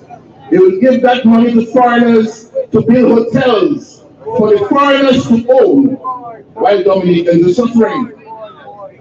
Let me give you this example. 2 men, 2 foreigners, building what used to be known as the Kempinski Hotel in Portsmouth with passport money, made for themselves a total of $163 million of passport money before the hotel started to operate. Remember, the hotel is theirs, it belongs to them. It was built with our passport money, and our passport money paid them $163 million. That hotel belongs to them. But you know, Dominicans who had hotel properties and whose properties were destroyed, damaged during Erica and during Maria, some of them still cannot operate. There is no money for them. But there was a whole hotel with over $100 million built and $163 million to put in the pocket of 2 men from overseas. This is not a country that is working or where the economy is designed to help the people of Dominica. This is an economy for foreigners. Here another one. You see all the apartment buildings that they have going up around Dominica? Those have been built with monies from the sale of Dominican passports.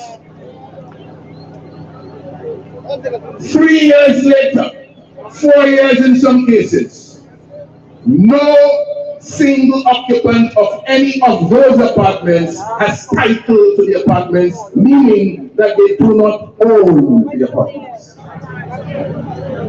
However, those that built with passport money their hotels own the hotels in Dominica. The foreigners can build and own hotels with Dominican passport money in Dominica, but Dominicans cannot own an apartment built from passport money in Dominica. This is not an economy that is working for Dominicans or that the government intends to work for Dominicans. This is an economy working for foreigners. The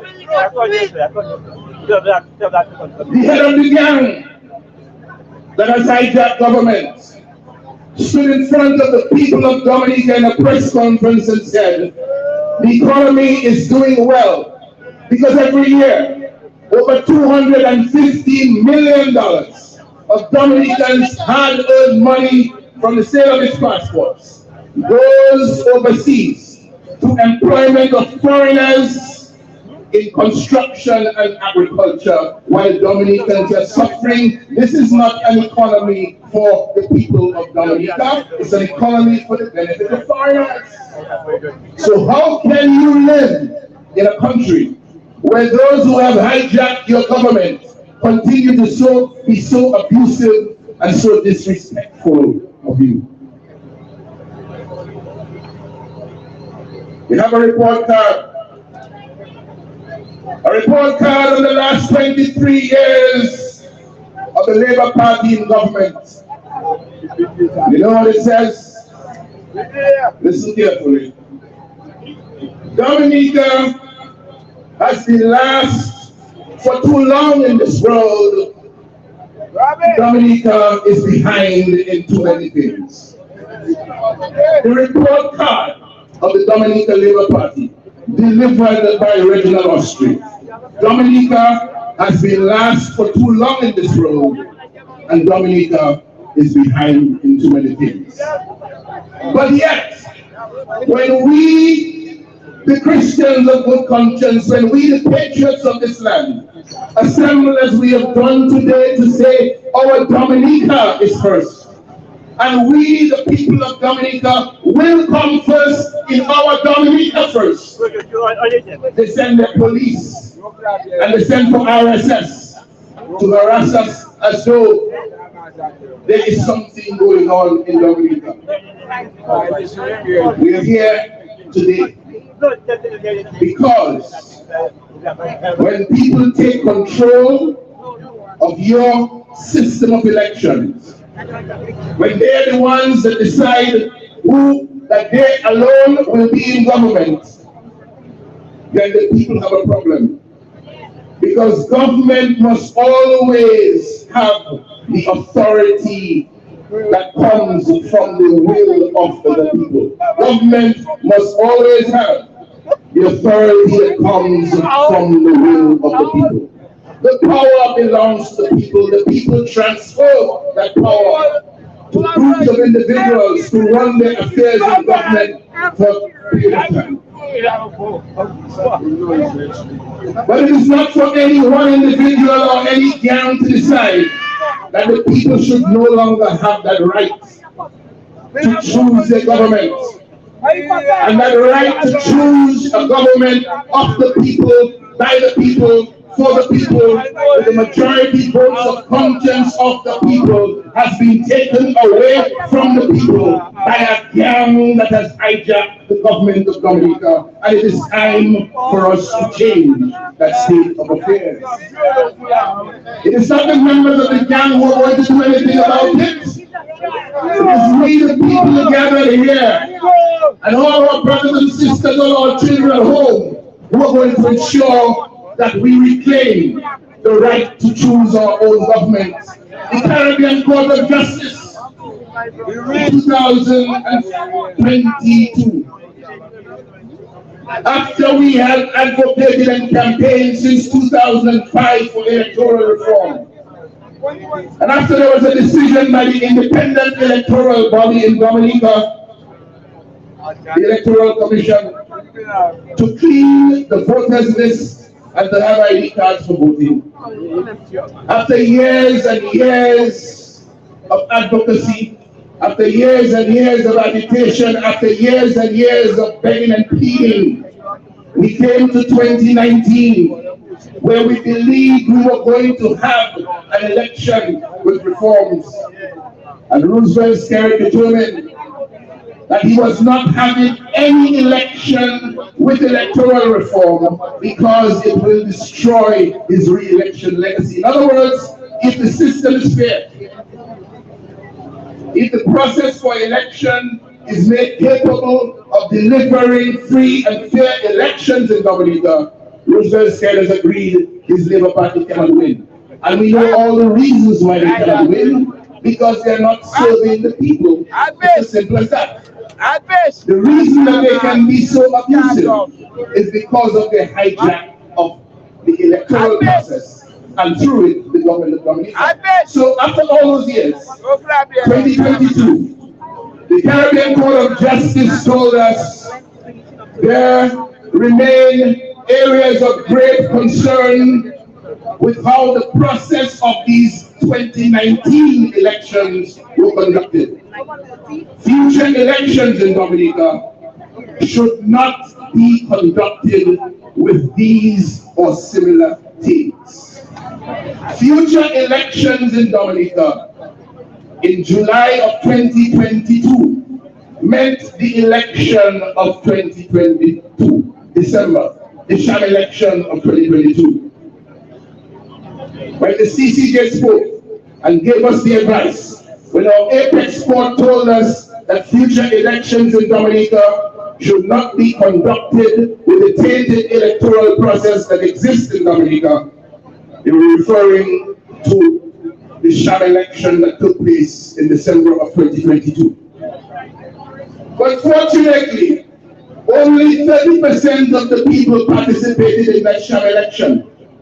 Only 30% of the people came out. 70% of the people of Dominica boycotted the sham election, meaning that 70% of the people of Dominica did not agree that we should have another election in Dominica without reforms. And when the Organization of American States observed that election, it concluded afterwards that, and I'm quoting here now, it is clear that Dominica cannot proceed to another election under the same rules. The rules they're talking about is the very same tainted electoral process that the Caribbean Court of Justice warned us about in 2022. July. And they came back in July 2022 to say basically the same thing. By the way, in 2022, we were in the middle of an electoral reform exercise that Roosevelt Skerrit finally agreed to, although it's not his business to do that. But I'm telling you what happens to us when we lose control of our country. Those things can happen. That he can decide it is him that is going to give us reform, as opposed to us instructing him and his government that they should clear the way to let the Electoral Commission do its work. And they should simply do what has to be done to get the necessary legislation passed in the Parliament to fix the process. So he paid a consultant, Sir Dennis Byron, $450,000 to advise on reform. And later on, Sir Dennis Byron received a further $200,000 to pay a legal draftsperson to make amendments to the laws based on the recommendations that were received for electoral reform. So Dennis Byron started his work in September of 2020. September coming will be 3 full years.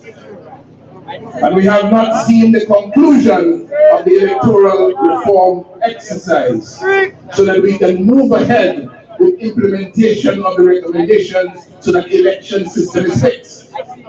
The clock is running. So Dennis Byron said to the government, I am presenting you my phase 1 report, which will present the recommendations of what needs to be done to fix the Registration of Electors Act. The Registration of Electors Act covers ID cards for voting. Recommendations have been submitted in that regard. The Registration of Electors Act covers registration of voters, re-registration of voters. Provision has been made for cleaning up the list of electors for a reconfirmation process in the recommendations that Sir Dennis Byron has presented. One of the problems that emerged with that is what happens to the Dominicans who are no longer with us and are living overseas for more than 5 years. Under the current law, their names are supposed to be taken off the register because they no longer ordinarily live in Dominica. Yes, they are brothers and sisters, but they're living somewhere else. Every voter in here, every registered voter, was only registered to vote because that voter could show that they were resident in a particular constituency for 3 months. You cannot get on the voters register otherwise, and you cannot get on the voters register to vote when you want. You get on the voters register to vote for a particular candidate in a particular constituency in what is called the House of Assembly elections, election of representatives to the House of Assembly. So now they say, now Sir Dennis Byron is proposing that what they used to call absence from Dominica, if you are absent from Dominica for 5 years, your name should be taken off. So problems emerge with that because people are saying, I'm living overseas, but I came back for World Club Music Festival, and I came back for Carnival, or I came back to spend a little holiday, so my 5 years starts running again. But you're still not ordinary resident in Dominica. You're resident somewhere else. You're not resident in the polling district where you were registered to vote. So where are you going to vote? The Dennis Byron consultancy is saying, if you have visited Dominica for an aggregate of 90 days, in the 1,825 days that make up the 5-year period, you'll be considered not to be absent from Dominica. Do you agree with that? No, I didn't hear you. Do you agree with that? Okay. So look at that one, because that is something you have to keep your eyes on. And obviously, we are proposing that the law should clarify what it means to be absent from Dominica, as opposed what it means no longer to be ordinarily resident in Dominica, as opposed to making a definition of absence that tells us 90 days out of 1,825 days means no longer absent. If you're no longer ordinarily resident in Dominica, that should be the disqualifying criteria, because the qualifying criteria is residence in Dominica. That's one issue. The other issue has to do with the recommendation to set up enrollment centers overseas to confirm people living overseas on the register of voters. No, I'm not hearing anybody. I am some murmurings, some whisperings. Do you agree with that? I didn't hear you. Our representation is that there should be no reconfirmation of anybody on the register overseas. Everybody must come to Dominica to be reconfirmed on the register. Voting, registration to vote is done in person in Dominica. Voting is done in person in Dominica. Reconfirmation or confirmation of the register of voters must be done in person in Dominica. That is our position. That is what we're sticking to. Do you agree? Those in favor say no. Do you agree? Those in favor say aye. Those in favor say no.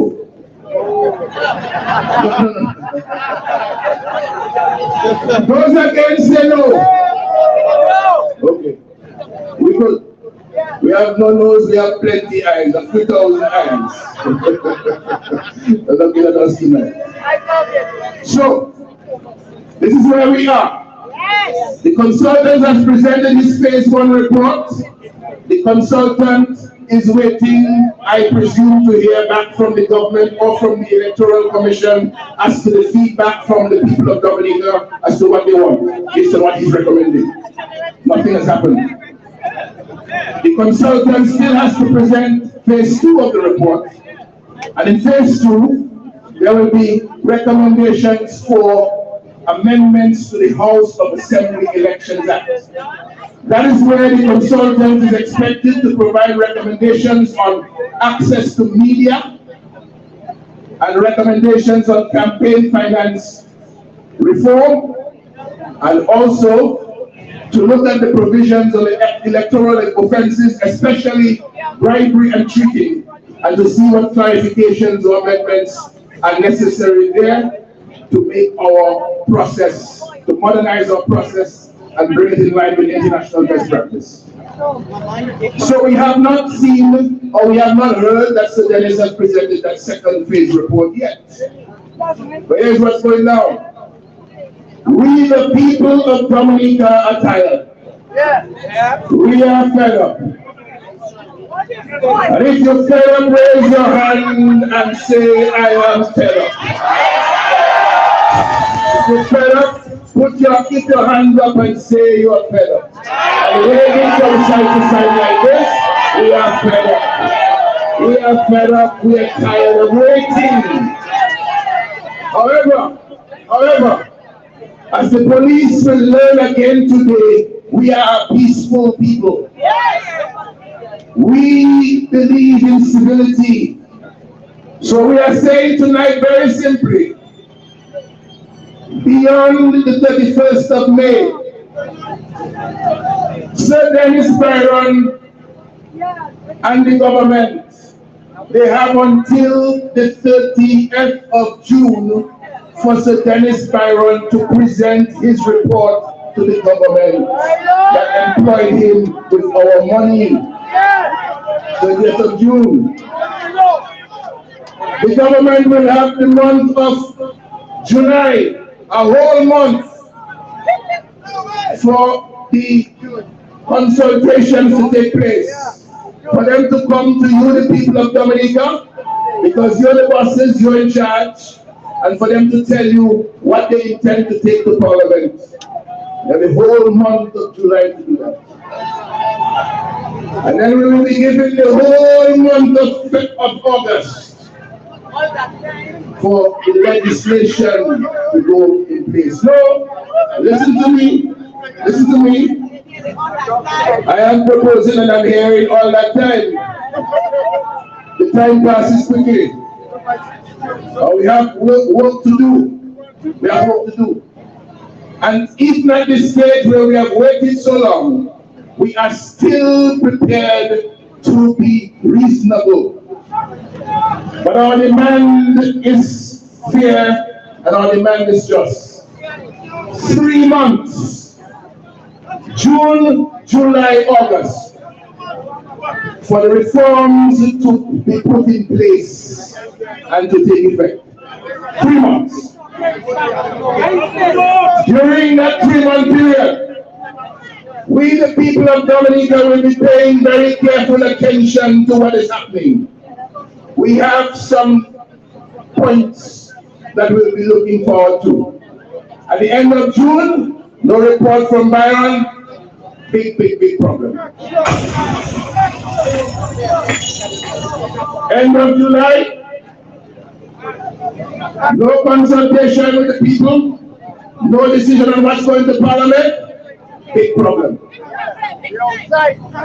End of August, nothing happening.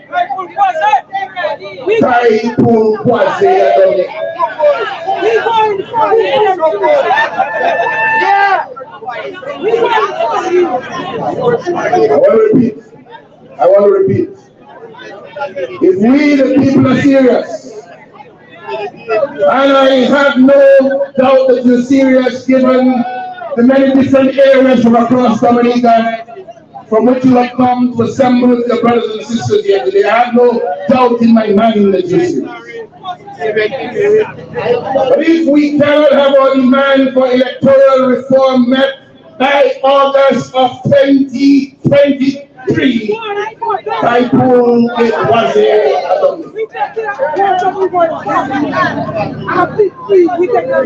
and we're not threatening anybody. We are not threatening anybody. We're simply making the reasonable demands of a democratic, peace-loving people who want, like the people in the other RSS countries have. We want a clean voters list. We want ID cards for voting. We want a process that is free and fair and protected from election offenses like bribery and cheating. We want access to media. We want campaign finance reform. We want our electoral process reformed, modernized, you can call it what you want. We want it fixed so that it is fit for the purpose of delivering government of the people, by the people, for the people. It doesn't get any simpler than that. And that is why I am so happy to see so many of you all here tonight joining us in this effort. This effort of civil society organizations, political parties like ourselves, to bring the people together to take care of the people's business.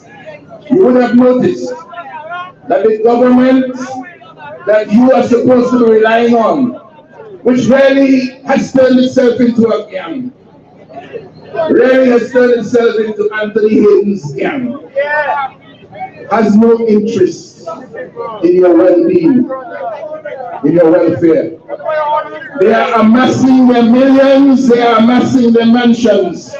They don't give two hoots whether you live or die, whether you suffer, whether you struggle to survive. And the struggle to survive in Dominica keeps getting harder and harder. And the dark cloud that hangs over the country keeps widening.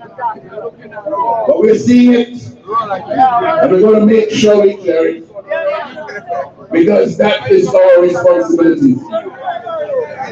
No longer will we have to live with the report card of Reginald Austri on behalf of the Dominica Labour Party that Dominica has been last for too long in this world and Dominica is behind in too many things. We will make our Dominica first. We will make our nature island of the world first, and we will put our people in Dominica first so that they're no longer second-class citizens in their own country. But the people must be prepared to stand. The people must be prepared to stand with fortitude, with hope, with pride, with courage, to make sure that they stay the course on getting rid of the spell of evil governance that has affected us in the last 23 years. When we come back here in the next few months, you will tell me how long it is. Because we need to be reasonable. We need to set the example of reasonable civil conduct in Dominica. And we're doing that tonight, even though we are oppressed, even though we are downtrodden, even though we are victims of this great injustice that has put foreigners ahead of us in our country, that has put our passport billions in foreign accounts, treated like the ATM of these crooks and criminals that have ownership and control of the gang masquerading as government in Dominica. It is time to set things right in Dominica, and we begin tonight. We begin today, the 31st of May 2023, to put Dominica first, to put Dominicans first, to rescue our country from the clutches of this bad governance, to reset our economy so that it works for Dominica, and to rebuild a Dominica for all the sons and daughters of this blessed land. The best Dominica for all Dominicans. That is why we stand, that is why we gathered here this evening, and that is why we will go to our homes in peace, but strengthened and fortified that we are working together and will work together over the next few months to keep our business in Dominica on track, to keep it on track with the reclamation of our country and the rescue of our blessed land from this band of thieves that has hijacked it. Dominica, I don't have to say how much I love you because you know that. I don't have to say how much I'm here for you and we're here for each other. I don't have to say how much I am thankful and grateful to see so many of you all here this evening. But I just want to ask the good Lord to bless you and to keep you, and to make his face shine upon you and to be glorious unto you, and to lift up the light of his countenance upon you and to give you peace. Peace that passes all understanding, but courage to persevere, and strength to move ahead with the agenda of Dominica, which we must stop letting people take control of. We are the ones who control the agenda for Dominica, and we are the ones that are going to ensure that we are good going forward. I love you. I thank you. God bless you.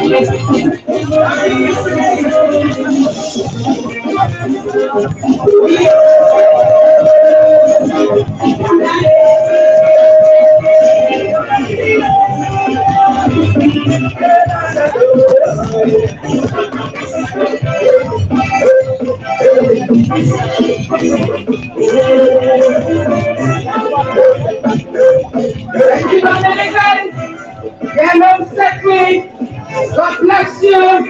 Remember to keep fighting for your freedom. You only control the city country. Fire upon them. Fire upon them. As their enemies. Fire upon them. Fire upon them. Opposition is the corruption. We take this money. We can go to someone else that expect them to kill from a people. And the enemy is a little white they coming up. My opinion of the all I think of brothers, we don't understand the people.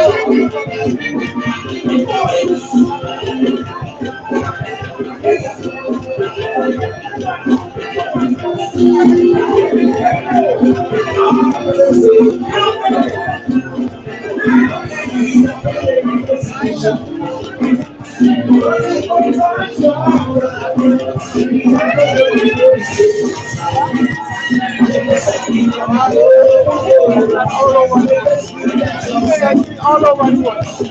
Everywhere. Let's go. I got that jar.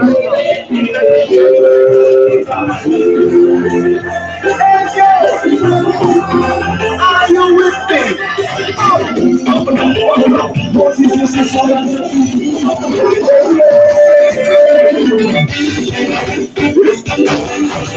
There once was a young man, a man to society. Gigi was his name.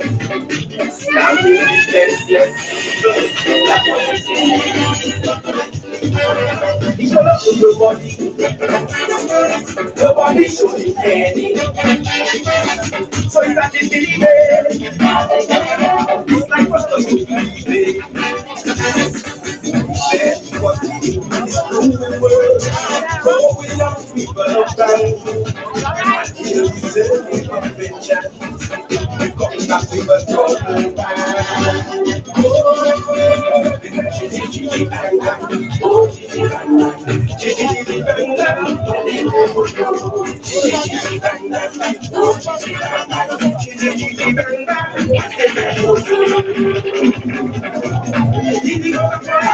So to all our viewers, this is where we come to an end of tonight's live coverage of a rally held by the United Workers' Party calling for electoral reform in Dominica. As we heard from the president of the United Workers' Party, the deadline for the government to lift electoral reform in Dominica is no later than August 2020. So thank you so very much to all our viewers.